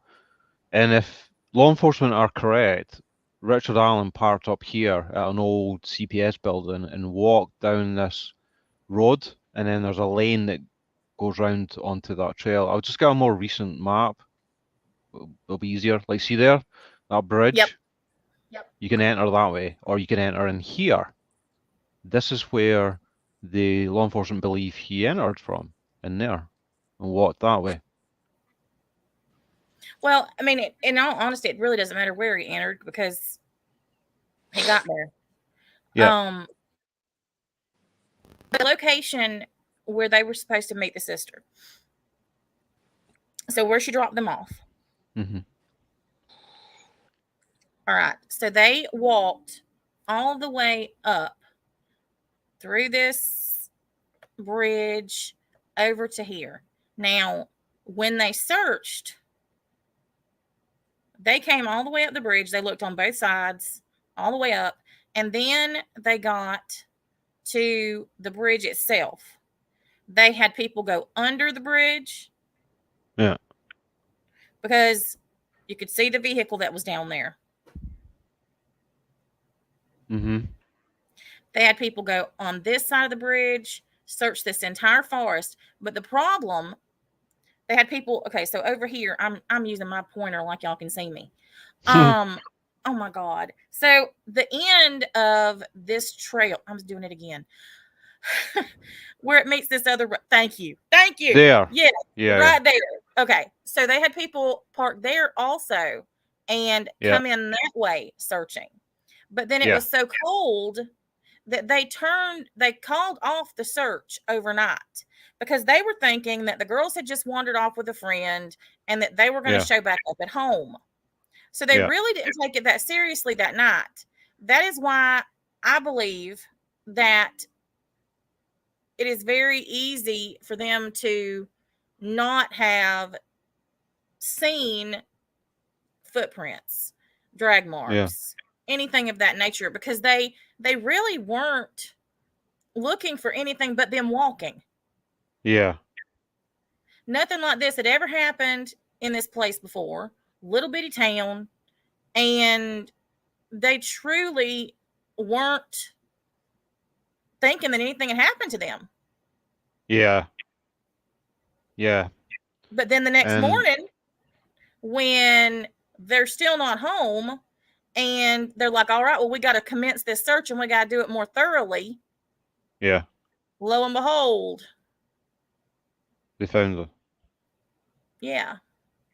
Because what I had read was that they, for some reason, were, and I think this is in reference to Mike Pye, you know, the Libby's grandfather.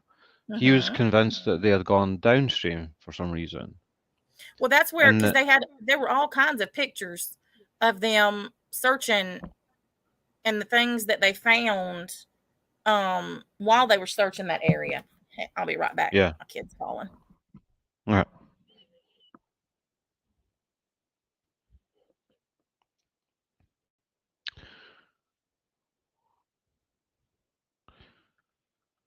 Just bear in mind as well that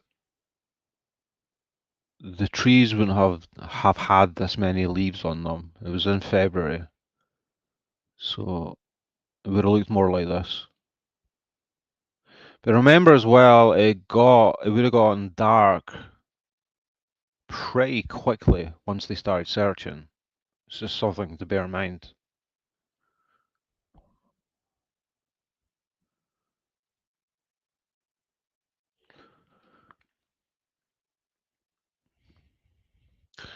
Tevi says it was so cold they called off the search overnight and started searching again in the morning.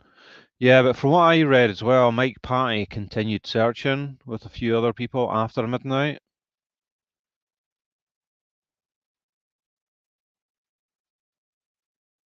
Okay, Carl.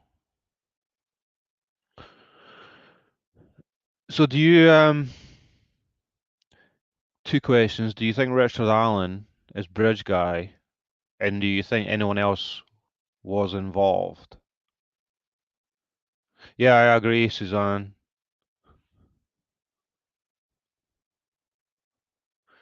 Ethel, hey, we don't know where all exactly the searchers searched, not where if the bloodbath was found. Sad case. Yeah. Well, unfortunately, we do know a lot more than we should because there was a lot of stuff that was leaked on Reddit that shouldn't have been. Mm-hmm. Yeah. Do you know if has the information or the images that were leaked there the other day, has that found its way onto Reddit? Do you know? Mm-hmm. Really? Oh God. From what I understand, yeah, I got sent a link, but I was no way was I clicking on it. I don't want to see it. Yeah. Well, I agree with you that it was a bad call to stop the search. It is very, I mean, anytime you have children missing, and they were children, teenagers or not, they're children. Yeah. It is a bad idea to call off a search when they're still missing. But I do understand the thought process here is that, this is a small town. These are two little girls. They probably just, I mean, with the police having never had to deal with anything like this before, and in towns like this, until something like this happens, you always think, well, this is nothing bad's going to happen. Nothing ever happens here until it does. Yeah. So they were in Yeah. that small town, never going to happen here mindset. And unfortunately for those girls, it was a bad call because that's a huge amount of time. Huge Right. amount of Yeah. time. What do you make of the apparent well, it's not apparent, but what do you make of the argument that was being made by the defense team? Like, did you read much of that motion, that document about Odinism and all that? That is when I stopped and said I wasn't covering this anymore. Yeah. It's pretty out there, isn't it? Well, it's out there, but if it's not out there, it's terrifying.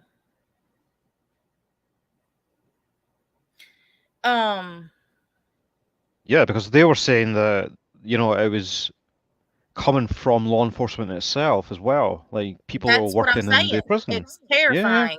If what they are, alleging has any semblance of truth to it, it is a nightmare, literally. Talk about a rabbit hole. Right. I got all down rabbit holes about that when that happened. And the things that, Lord have mercy, I don't think it's awful.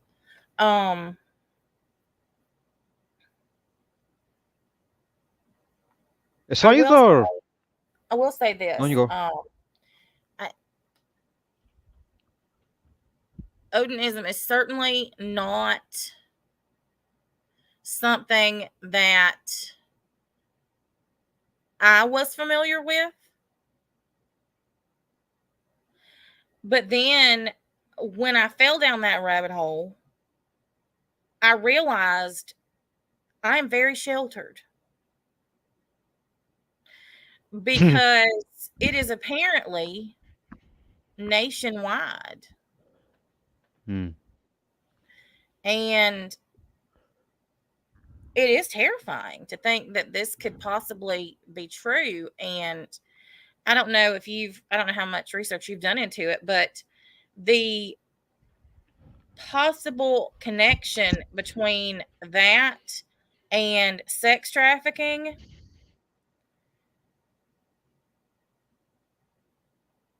is even more terrifying.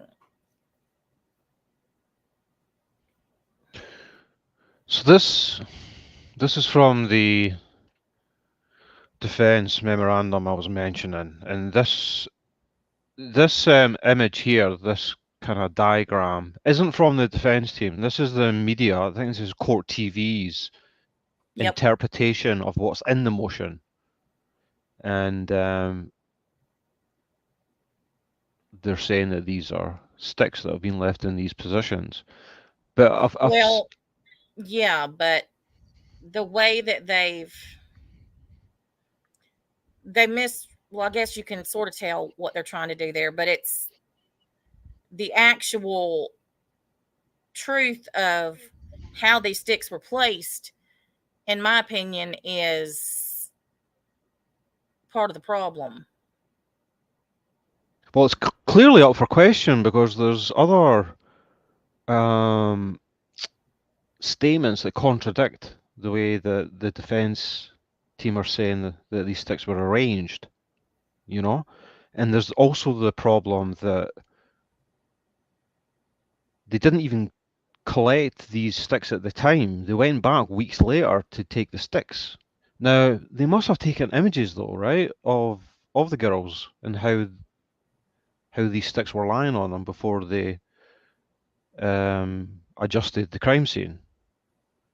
So that fact, and the fact that obviously the defense would have seen these images, I mean, there must be an element of truth in how they've described these sticks. The question is this just a stretch in terms of how they're trying to interpret it? You know, could these just be the way the sticks just accidentally were arranged through whatever, you know, when he was moving them, whatever he was doing? There's 100 ways that the sticks could just be left like that, right?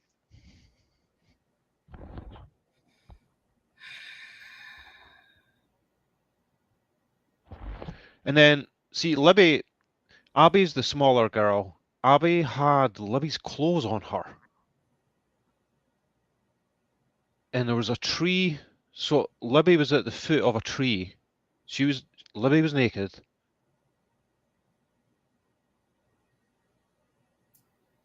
Yeah, see here, this is according to someone else's interpretation of this. And you see how it's different, right? This is another investigator, Barbara McDonald. But Well, this here, on you, Natasha. the thing about the sticks is I mean, it's one of two things. It was either done intentionally or it was done to throw people off. Or could it just be accidental? Well, I don't think that I'm trying to say this.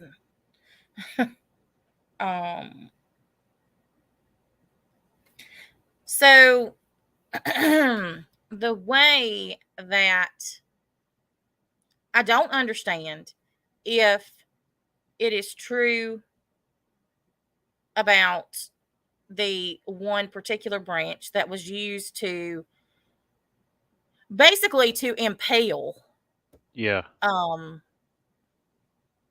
Abby vaginally. That's the only way to say it. I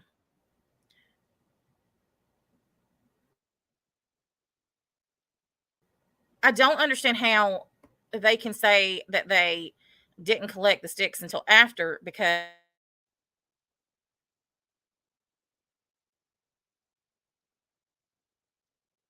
We lost you, Natasha. can you hear me now? Yeah. I don't know what the hell's wrong with my internet. I'm at home. I don't make any sense.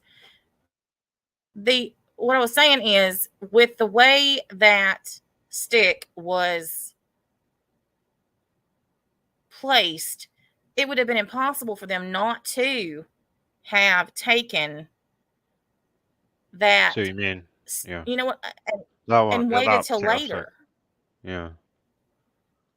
Well, that's apparently what But happened, right? But if that's supposed to be part of the whole thing, then why didn't they take all of them? This is not something that you're not going to notice. Was it Abby or Libby that had the stick used that way? Because Libby was the one that was naked, right? I'm sorry, I got the names. Yeah, Libby. Libby. Okay. Yeah.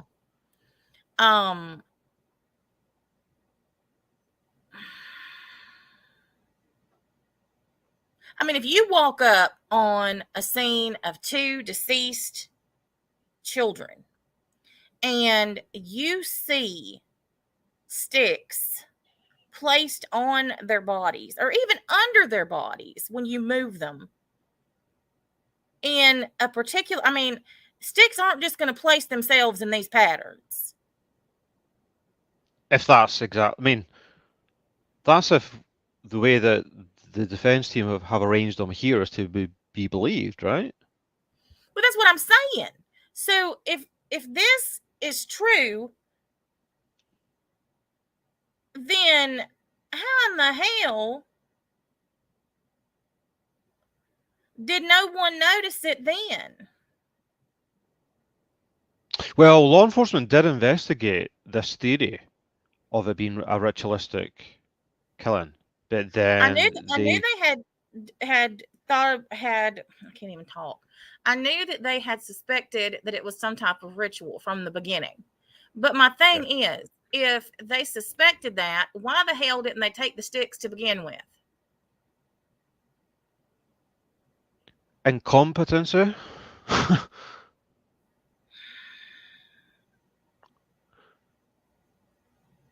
I mean, it doesn't even make any damn sense. Even if they thought that there might possibly be a connection, why would they leave those out there on the ground for every Tom, Dick, and Harry who's nosy as hell, who's gonna knowing that people gonna be out there looking at it, trying to see what they can see, trying to find what they can find?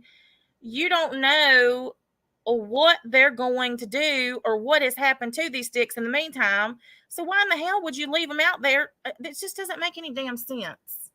Well, you see, I don't think the initial responders that were there, the initial investigators, didn't come to that conclusion that it was a ritualistic killing there and then. Even if they didn't come to that conclusion, Rabid, you know as good as I do that if you're out there and you're looking at these 2 murdered girls, you're supposed to, as a, any criminal investigator that is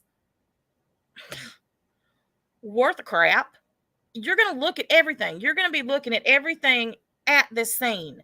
So if these girls had sticks placed on top of them, or if it was underneath them, I mean, it could have been, we don't know. It could have either been on the top of them or it could have been on underneath them. They could have been placed that way and then the body's laid on top of them. Yeah. When you roll those bodies over and you see these sticks in a particular pattern, something is going to tell you, hey, that ain't right.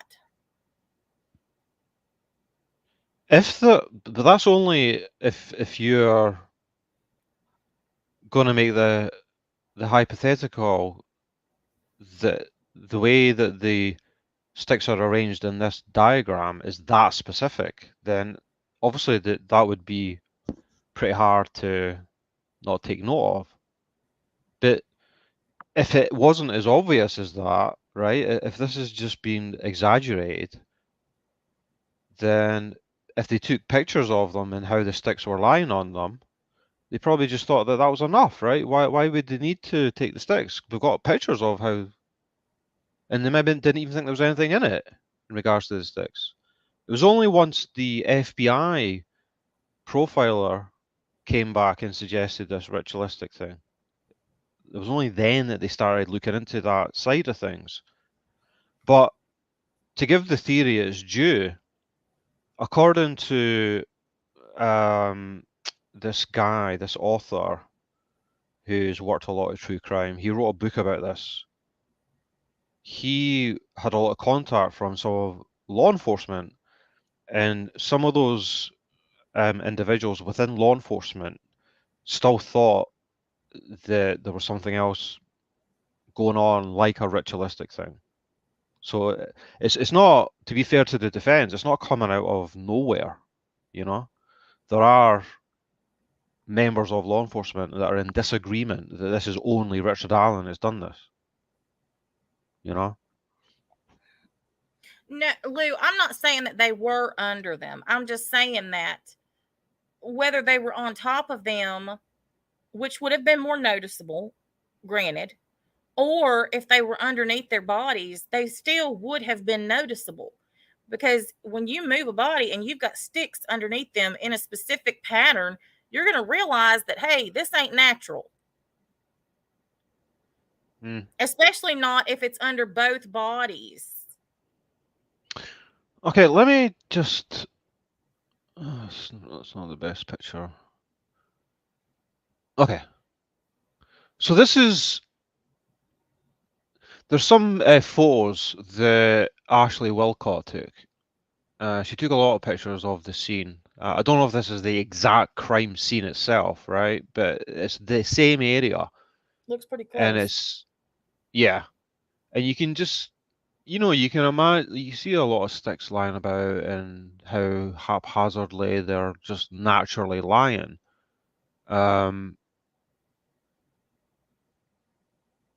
I think that's further up the slope. I think this is near.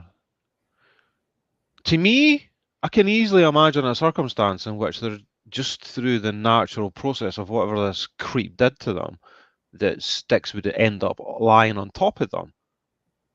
So, like, see there as well, right? All I'm saying is I can imagine it just almost being a case of pareidolia. You know how you can see images, you can see a face in the clouds if you look long enough. Like, so maybe something like that is occurring here. And the FBI profiler quite honestly came to this belief, right? Well, But is it just a mistake? It really depends on exactly what the particular area they were in looks like. And it also depends on if the sticks were underneath them. Okay, so for instance, say this is what the scene looked like, the picture that's on the screen right now. Say this is the exact location. Now, I could see how if they were laid down on top of these sticks, that once they're turned over, this could be misconstrued as something that it's not. But if these sticks were on top of their bodies, that's a whole other situation. Yeah. I mean, I've heard some people suggest, was it just a half-assed attempt to kind of conceal the bodies a little bit? That doesn't hold, that's not convincing me, you know? What, throwing a few thin sticks over their bodies is not, it's not going to do much, is it? Well, that's what I'm saying.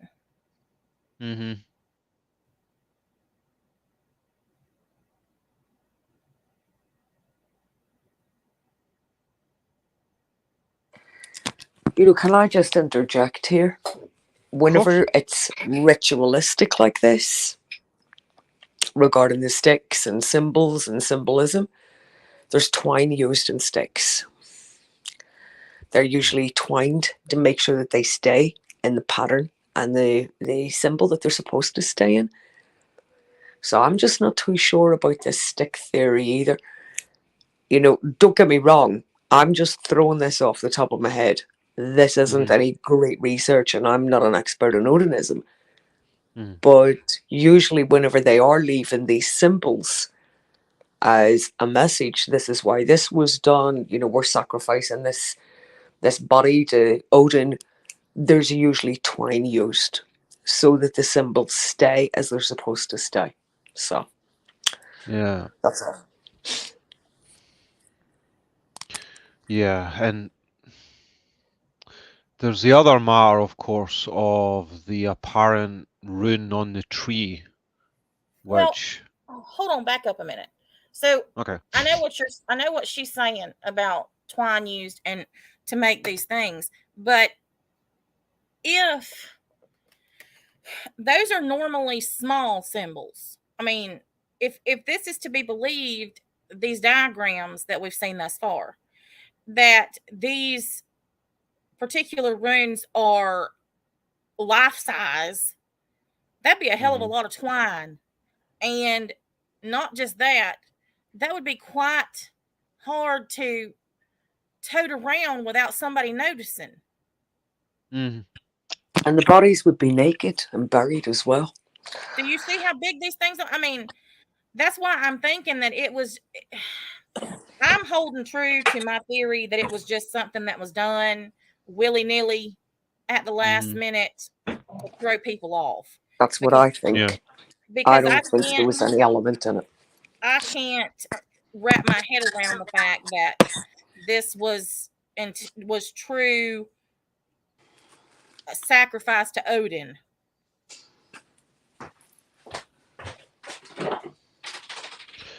Yeah. And what do you make of this, Natasha? You know, the apparent rune on the tree bar. Do you think this could be an intentional rune? It looks like to blood send a spatter. message? Yeah. Yeah. And no, I do not think that this is anything but blood spatter. Yeah. I agree. For them to be able to intentionally make the sign of some type of rune on a tree with blood spatter,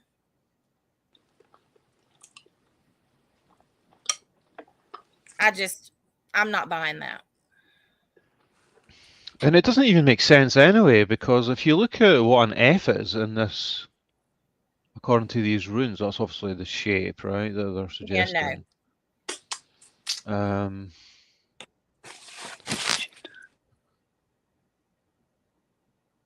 This one here, it's got in brackets God answers, but you see that the lines go down the way on that F. But look at what it also says. Look at what it's supposed to Oh, it's this represent. one. Yeah, represents messenger, inspiration, and blessings. But it looks more like this one to me. Fehu. Cattle represents wealth, assets, possessions. Well, that would actually that would make more sense to me if it was that one Yeah. as opposed to the first one. Because Yeah. that would be how they would see an offering or a sacrifice would be more towards cattle, a possession. They're not thinking of them in terms of being human beings. They're thinking of them being a gift to the land, I guess, yeah, you know? basically as an asset to the person that they're sacrificing them to. So I mean that one does make sense to me as far as if it was whatever. But I'm just not buying it. Ranger Red, wouldn't it be smeared on versus splattered? Yeah, see, I was thinking about this, right? Because I'm trying to devil advocate myself. Could the mark look like spatter with these dots simply because a tree bark isn't smooth. So if you draw a line with your finger on a bark, it's kind of, there's going to be peaks and valleys on the bark, right? Because it's rough. Yeah, but it's still And going to it might be, it's look still going to like, be connected in some ways. And then yeah. this to me, I mean, you can even see the drops. Look at the splatter marks. You can tell the directionality of the splatter, just like with anything else, which is also interesting. God, I've looked into this way too much. Look at the tails. Okay. I don't know how much you know about blood spatter. I know entirely fucking too much. Look shit. Wow. You've got me down this damn rabbit hole again, rabbit. I'm sorry. I'm sorry. And it just so happens, it just so happens I have looked a little bit into it, right? And these are some examples. Okay, go back to the And picture.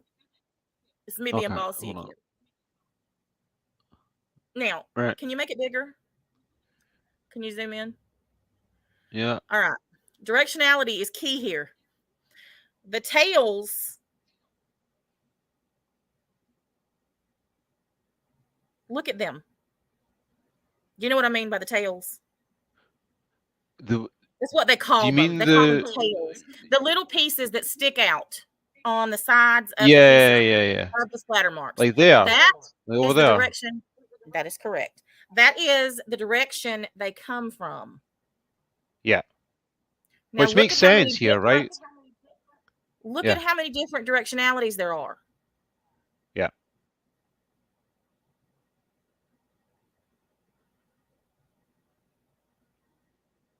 I mean, I have zoomed in on these things and I have looked at this, and I mean, it's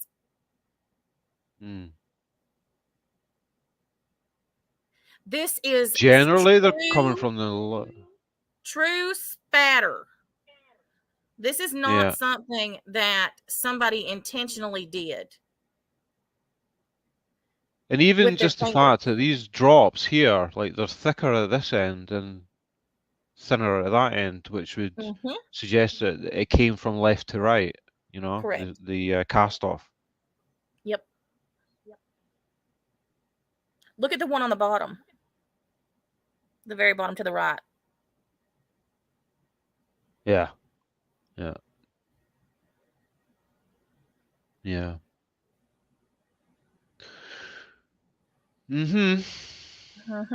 Yeah. I'm now Dexter. I could be Dexter. Scary, but I could. Just give me a plastic sheet and I'm good to go.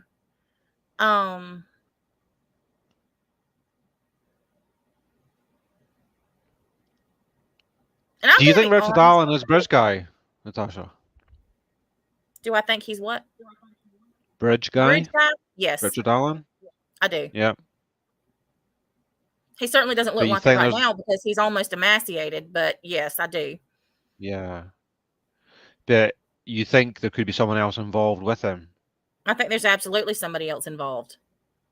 Okay. Listen, this man's personality, I researched him to the freaking Mayflower. His personality is weak. He is, in my opinion, the patsy. He's the Lee Harvey Oswald. He is the fall guy. Yeah. Well, without a shadow of a doubt, he knew they were going to be there through some connection to Keegan Kline, I think. Well, there's no doubt in my mind that he knew that they were going to be there, because there's no way that this was just divine, whatever placement. He was told to be there. He was told when to be there, and he was told what to do. Mm-hmm. If he was this person that they're trying to make him out to be, he wouldn't look the way he looks.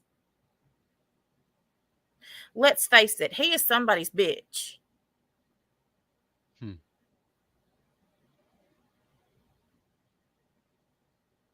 If he was a true badass person, he wouldn't be having such a rough time in jail.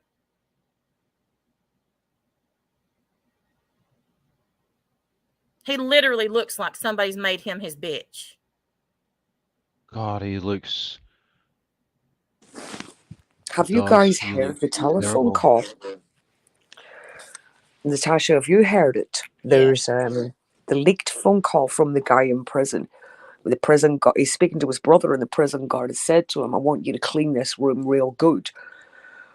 And the guy said, "Why?" The prison guard said, "I'll tell you later. You know, clean it out real good." And it was for Richard Allen being brought into it. But if you listen to the whole conversation, it's hilarious. Like, you know, because the guy in prison says to his brother, "You better not be recording this." And the brother's going, I'm not. But it was actually being recorded by the prison themselves. But yeah, he talks about Alan being brought in, and he said all he does is sleep. He won't lie on a bunk, he'll lay on the floor. He's refusing meals, won't speak with anyone, won't come out of his cell. So there actually is that call online. If you are interested, you can hear that. Yeah, he's terrified. Well, it really and truly it is. I mean, I know I have a way with words. I know. But that's just what he looks like. I mean, I don't know any other way to put it. He went from being this overweight, middle-aged man who goes to a freaking pool league every week. Oh, well, there we go.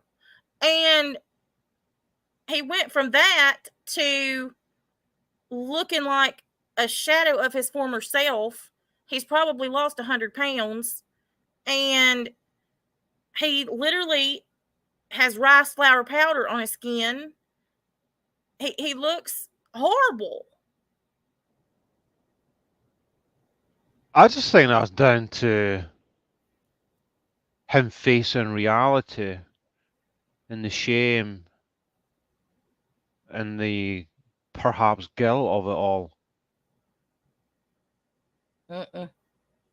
But see, if it was that, if that was the case, if he truly is feeling shame, guilt, whatever, then he is not the person that they are portraying him to be.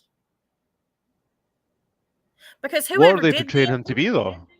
but if he was the person that they're trying to make him out to be, like this Odinistic follower who's into ritualistic sacrifice, if that truly was him, first of all, he's not going to be sorry. But remember, that's the defense's theory. Like, that's not what the prosecution or law enforcement. No, I know that, but that's what I'm saying. I mean, their theory is there's so many flaws in it. But just looking at this man, you can look and see he ain't no tough guy.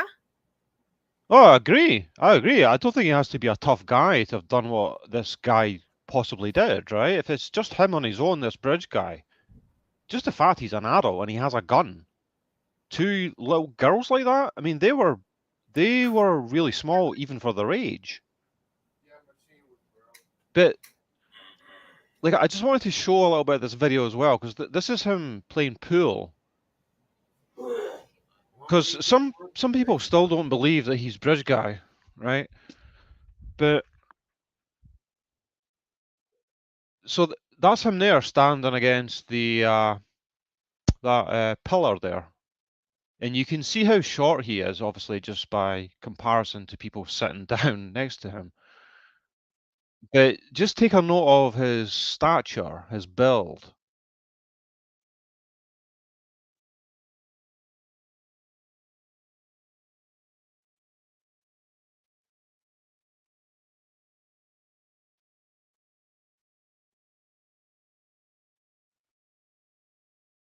Where is he?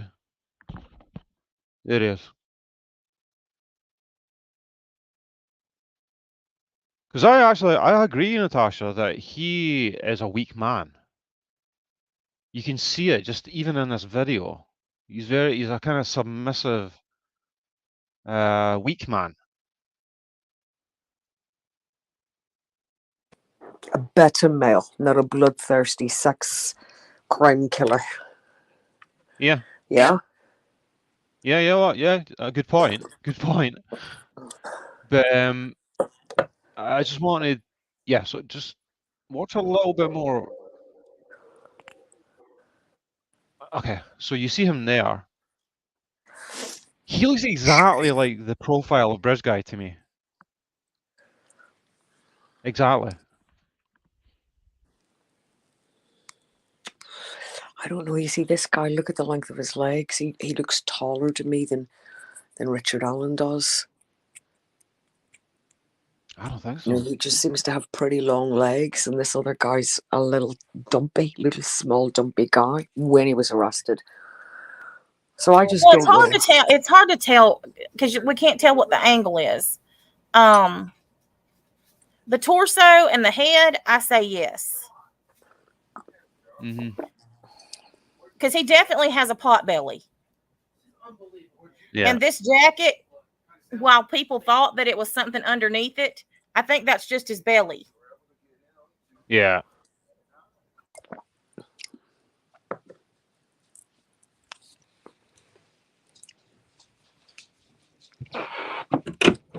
Bro, you gotta stop messing about. Come on, get in here. I'm waiting for him He's to also very move. creepy.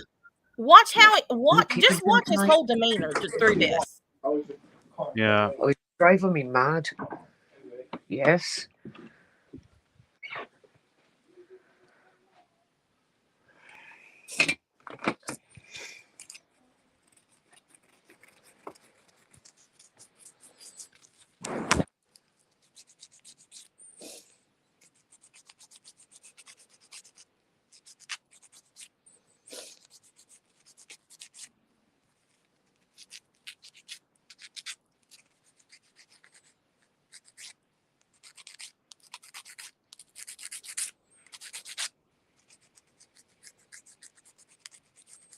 Okay, there's another one here.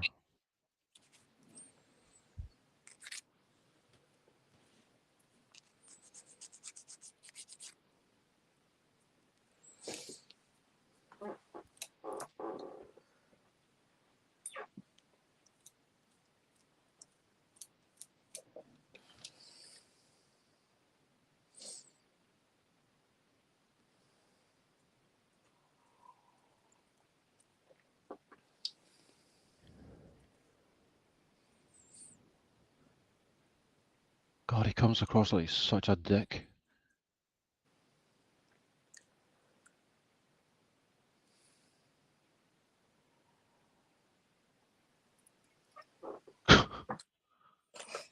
Oh, God.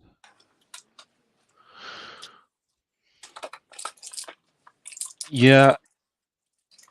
To me, he just fits the profile. Oh.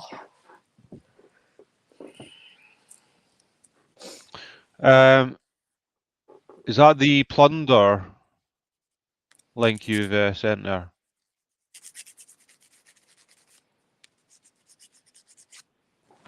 Is that him jumping around and dancing around there? Yeah. What a prat.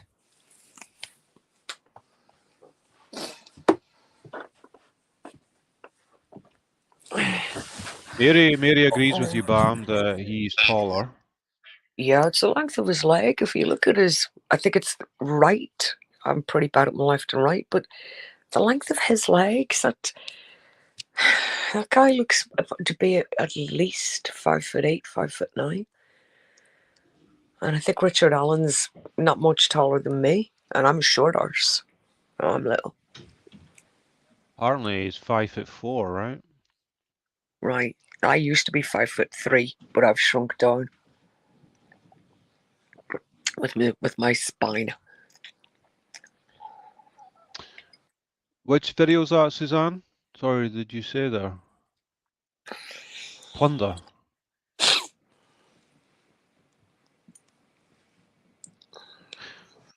Richard Allen's wife deletes 29 Facebook videos, all family, daughter photos.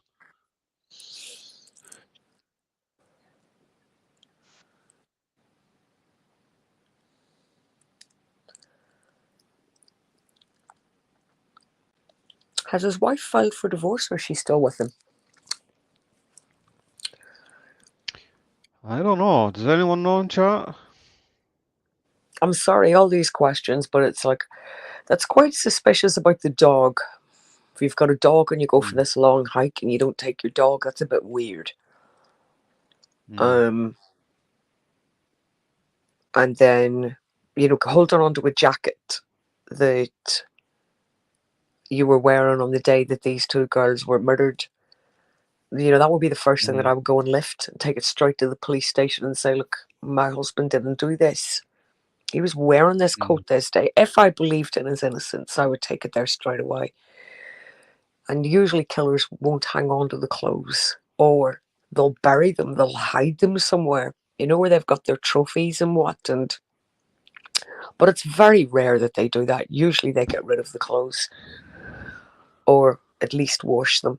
And then if the wife, if he's confessed to this and said to her, yes, look, it was definitely me that done it, most women, not all, but most, will divorce them straight away. Because, why would you want to be with somebody that's sex criming young girls and murdering them? So it's just these questions. Sorry, go ahead, Ian. Yeah, I meant to say this earlier, but yeah, Tevi said in chat that he was meant to be at work that day. This happened on a Monday.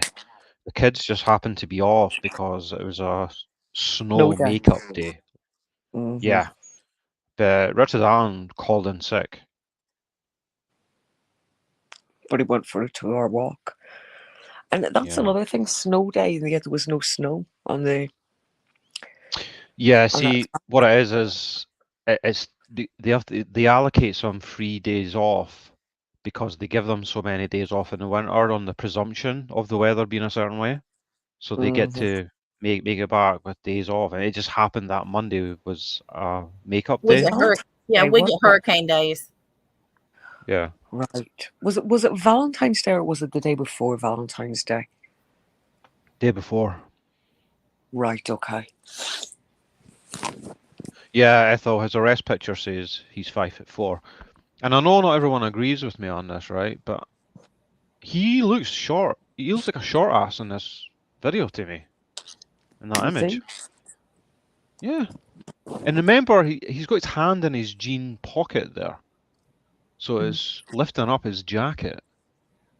And his leg is up there. Like he's on the up step in that picture. You know how you're saying his legs are too tall?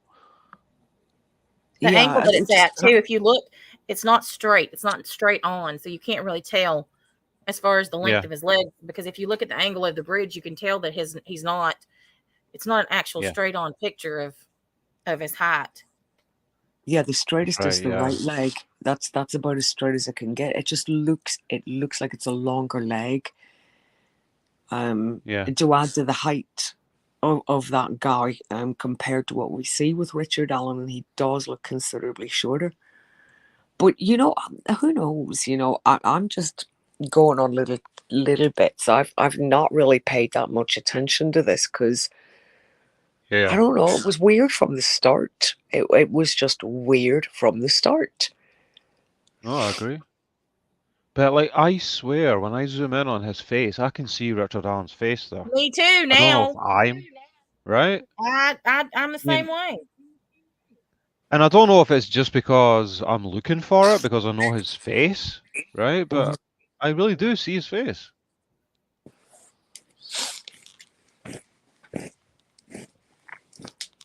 If they were sexually abused, like I suspect they were, there should be DNA there. There should be. that guy's not wearing gloves. So there's going to be some transfer DNA from the hand oils. There'll be fingerprint somewhere. So there's bound to be some set in stone proof where we'll find out when it goes to trial. Yeah, there's certain things that are just going to remain questions until trial. Mm-hmm. Some may be questions after Yeah. trial. Lord knows. what people- Right, yeah. Yeah. Well, I appreciate you All letting right, me guys. here and get some dinner and get ready for Yeah, my live in I just know a you're little going bit. live, aren't you? Yep. Yeah.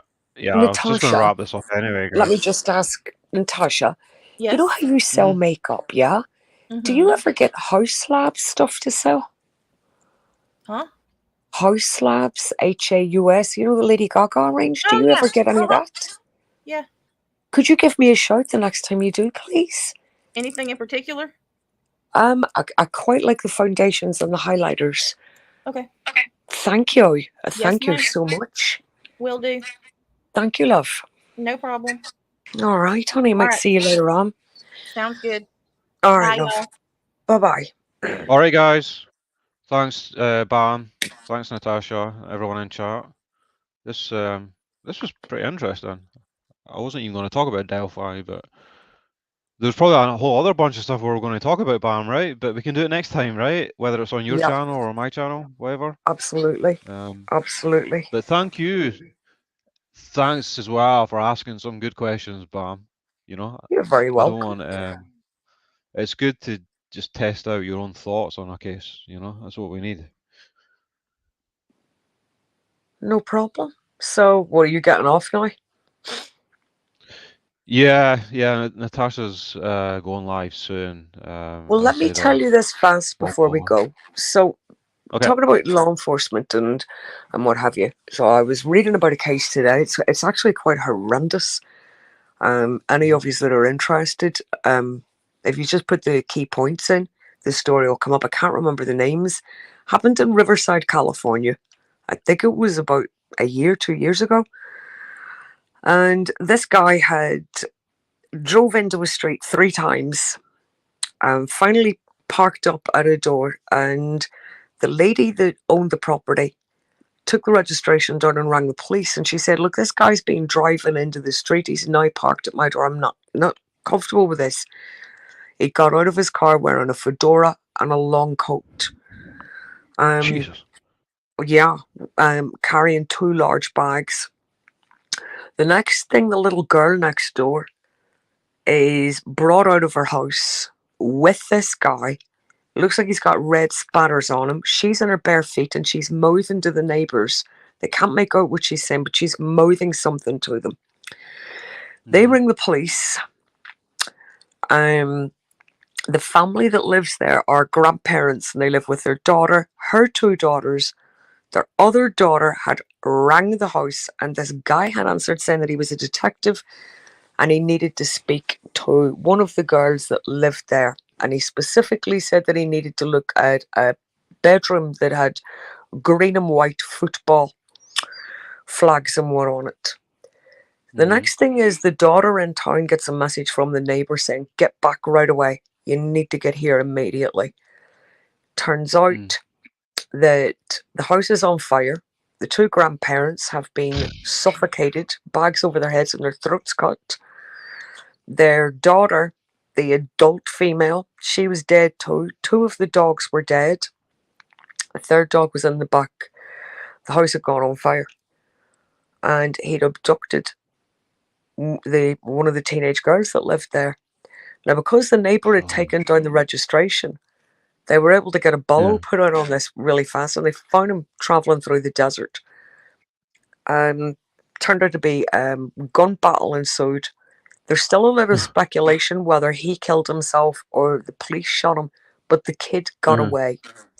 Anyway, it turned out that he was only 24, 25, and he was a police officer from Virginia. He had a mega psychiatric history. He had attempted to kill his own father. He'd been taken in for psychiatric evaluation. He lied about this on his application form.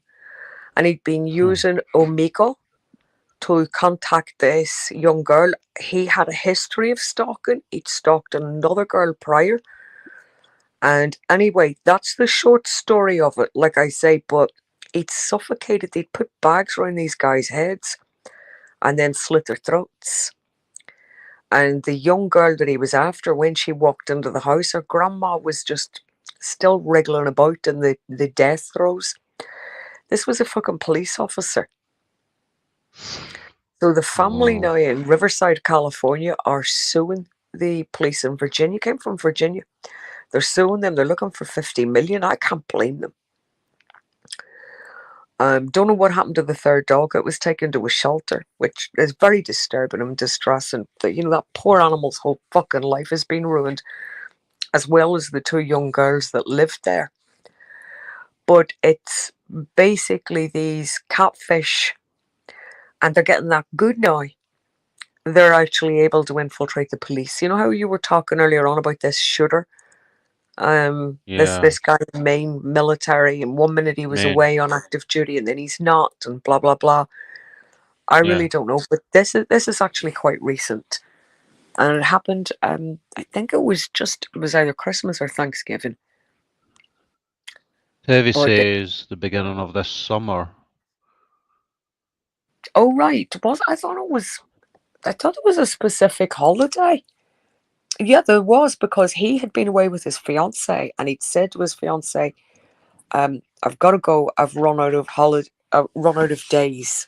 I've got to go." And he travelled from wherever he was with his fiancée all the way to Riverside, California, and got in and done this because he was after, I think she was a 14-year-old girl. Isn't that terrible? Unreal. An active fucking police officer. Right. It was like the one over here in the UK. Do you remember that cop that killed that woman? It was horrific. Sir Everard. Yeah. Tevi says that that guy died, or he was shot in Vegas, up there. Was it Vegas? Okay. Terry, what was his name? If you say his name, I'll know if it's the same one. But it is brutal. Reading it is absolutely fucking brutal. It's the same with this Sarah Everard. You see this guy, Wayne Cousins. No, was it Cousins? Wayne Cousins? I think that might be his name. You know him that abducted her, Rabid? Yeah. You know, he actually trained my kid. He actually trained my kid for firearms. Jeez. He was a marksman. You was he pretty high up? This guy? Pardon? Was he pretty high up? No. But he was an expert marksman. He could shoot through the eye of the needle and then spin the bullet back around to make a loop. His nickname was the Rapist. God. That was his nickname in the police force, and they still allowed him into the police force. But yeah, he was a firearms trainer. You know, he excellent with guns, could do anything with ammunition, and he was training other officers. My kid isn't allowed to talk about it. He's not even allowed to talk about it to me. You know, and I've said, "What was he like?" And he said, "Mom, don't ask. You know, I'm not allowed to say anything, so I don't push him." But yeah, has he been convicted? Yeah. Yeah, he went down for natural life.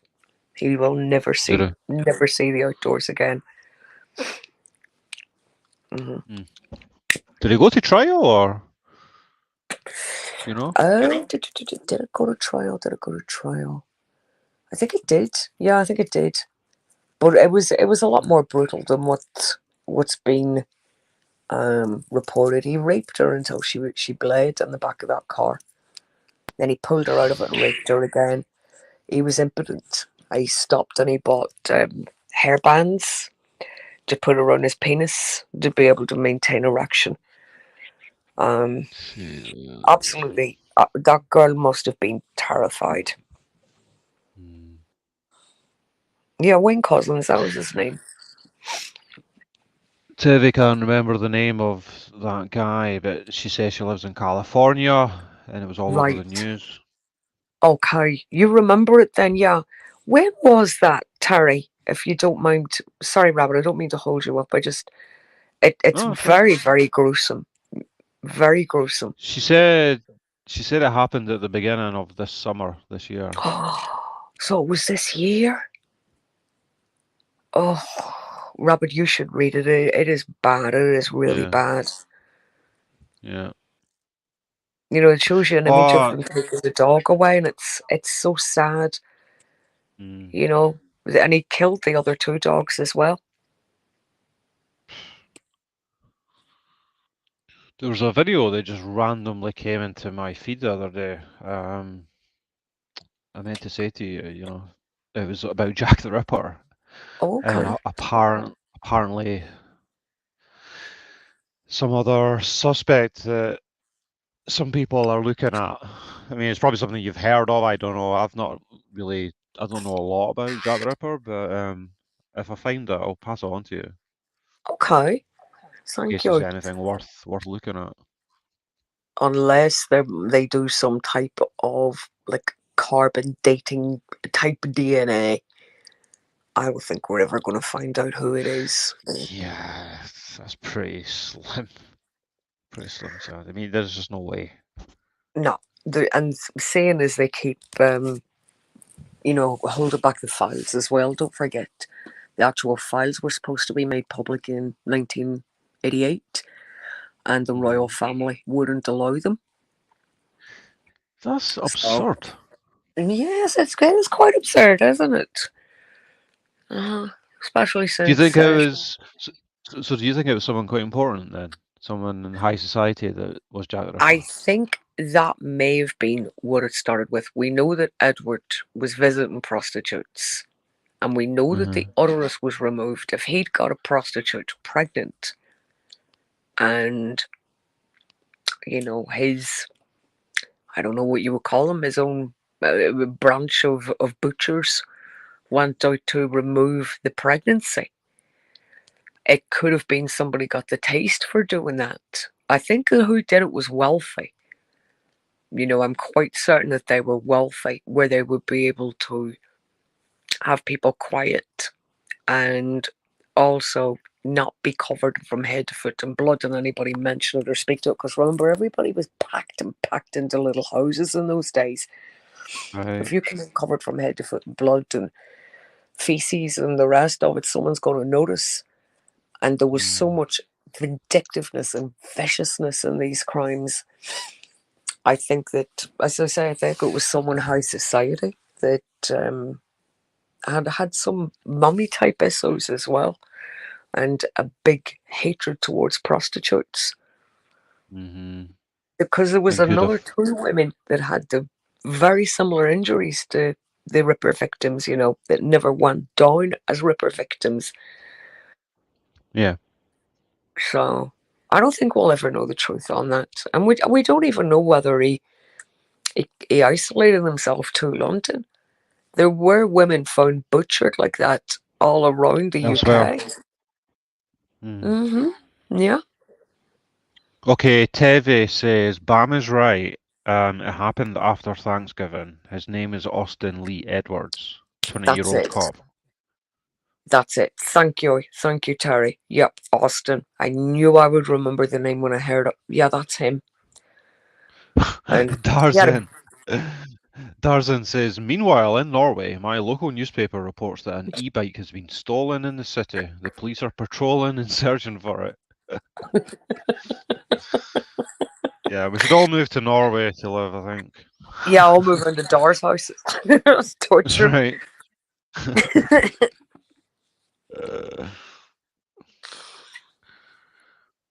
All right, well. Can't follow that one, Darzan. You just won the internet with that comment. Yeah, that's gonna be the best comment of the year so far. All right, well, look, I'll go let you get off. Sorry for butting in and playing devil's advocate, but like I say, I'm just not sure about this whole thing. And, without putting a damper on things, I really, I do think that it's getting out of hand the way that these terrible, horrendous crimes are being investigated by Yeah. people on social media for money.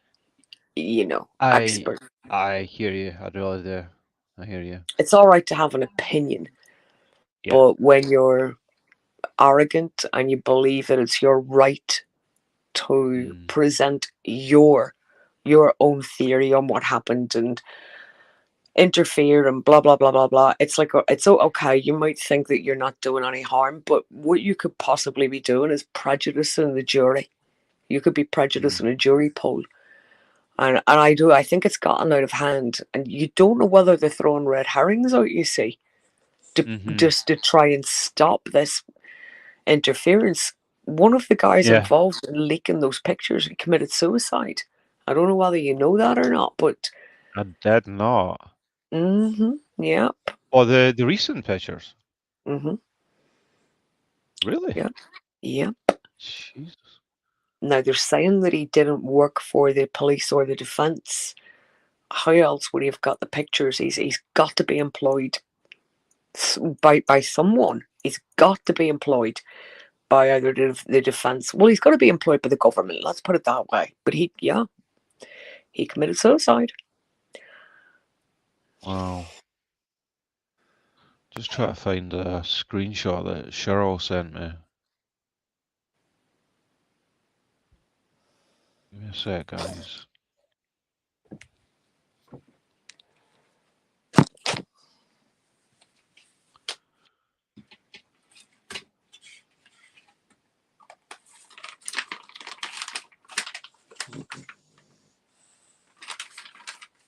Okay.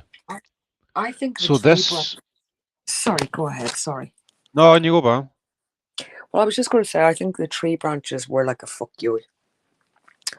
Yeah. Pardon me, chat. If you do look back on the history of this, the bigger one of those two girls had this like conversation for, well, it was an online relationship with this Keegan Klein guy, and he'd stolen a young guy's identity. That guy has gone on to be a police officer. He's married now with 2 daughters of his Oh, own. really? Yeah, that was the link I sent you a few weeks ago. But she had been, without, okay, in Keegan Klein's words, she was a nuisance. And she'd started to bother him, and he'd started to block her and then unblock her.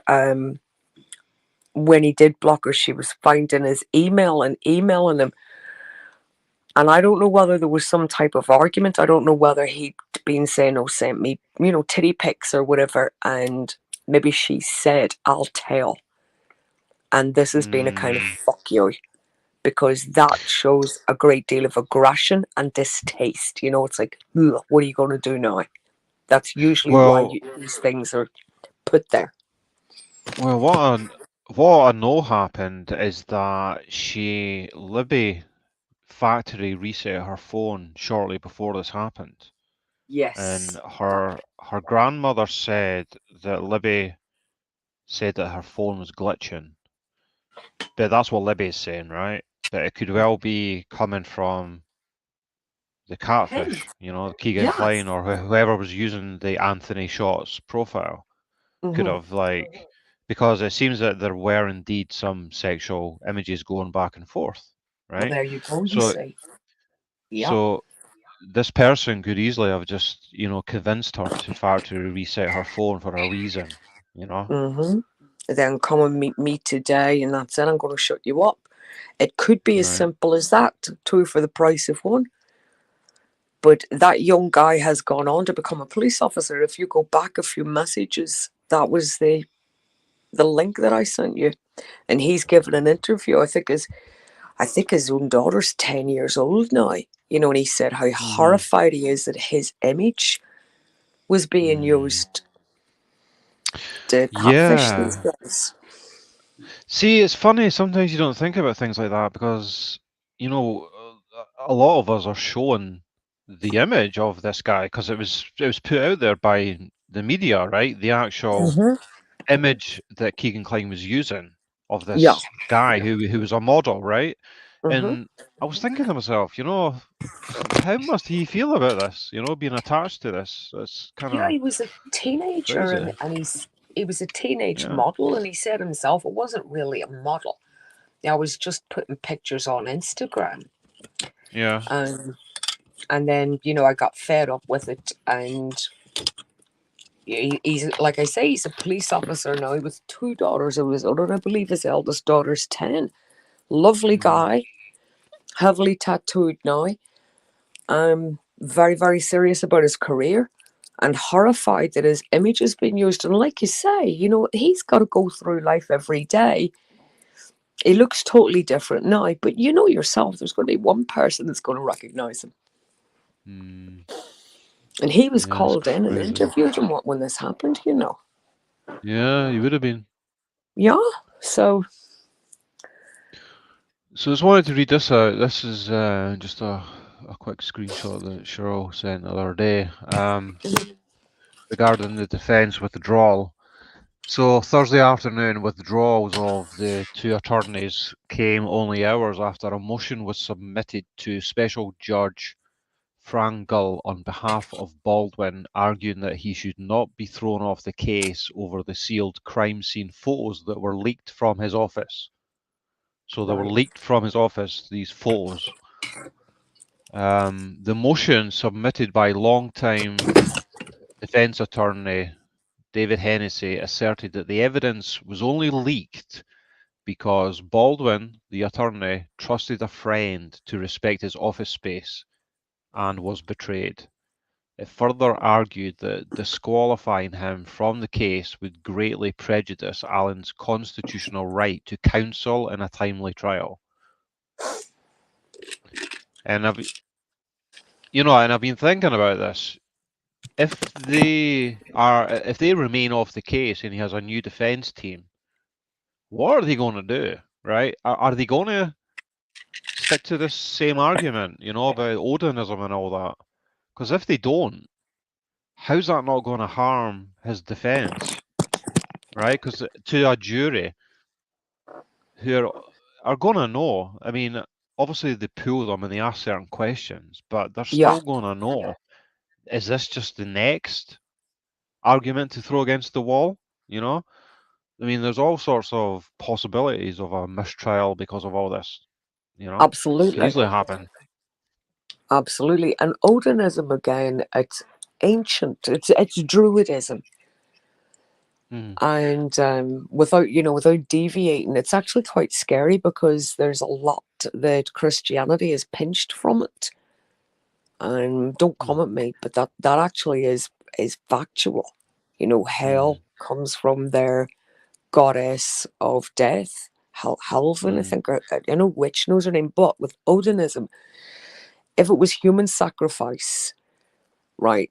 If you're going to be serious about this, they would either have put in sacrificial robes, or naked, completely naked, because it would be disrespectful to the god Odin to offer them up any other way. Sacrificial robes would have been pure white linen as well. And they're very, very serious about this. People that do follow that religion are very, very serious. So you're not going to, they're not going to leave them like that. To me, this sounds more like a sex crime. Oh yeah, me too. Even the fact that there are a couple of items of clothing that are missing, right? Which obviously indicates that it's a souvenir, Absolutely. And again, if they were dressed, then how was this stick inserted for everyone to see? Because you're not going to get that through a pair of jeans. Well, I'm assuming that would be Libby though, because Libby was naked, apparently. Right, okay. But Abby was clothed with, I think she had Libby's clothes on top of her own. It's just crazy. Okay, that's strange. Again, with Odinism, when they take the blood, they pour it into a bowl, and then they sprinkle that. That's offered as a sprinkling And they wipe it on themselves too. They'll wipe the image on themselves too. Here, I give this to you. That's kind of the way that the ritual works. So this to me doesn't sound ritualistic. I don't know where this has come from, but if they're going to put forth this as ritualistic, I don't know much about it. But somebody that follows that religion is going to be absolutely pissed off about this and step up and say, wait, this is not what we do. So I don't know. Of course, right? I mean, it's like something this horrific being attached to this Right. This Odinism. I mean, I'm sure 99.99% of the people that practice that, right, are good people. They just, because it seems to me that it's basically, or what I hope it is basically just almost worshipping the earth, basically. That's it. Dara will probably know about it because it was the Vikings, or the Northmen as they were called then. Actually, what they called them was bastard Northmen. But it was them that introduced this, reintroduced it to us whenever they invaded. But there are still a lot of the Scandinavians, Danish, Norwegians that do practice this. That is their given religion, because that's the first religion that dates back. They were practicing this before Christianity became a thing. So there's a big following of that, and it's very disrespectful. It would be like, someone doing this and blaming the church or the Protestant church or the Catholic church. You'd have various vicars and bishops and priests up in arms saying, oh my goodness, we don't do that. So you can imagine how these people feel. Yeah, absolutely. Getting the blame, basically their religion, their following is getting the blame for something, which, as I say, that I don't know anything about it, but I know the rituals. No. And they usually bury them too. Yeah. Have you seen the actual defense motion that has this document with their argument about this? Well, I can send it to you if you're interested, if you want to have a look at it. Okay. Yeah, I'll do that. I mean, I'm still working my way through it. Too. You wouldn't defile a virgin. That would be offered to Odin. So there wouldn't be any defiling, and especially doing that with a stick afterwards. So I don't know. It's just. I think if anything, what happened here was some kind of snuff video. I do something. Yeah.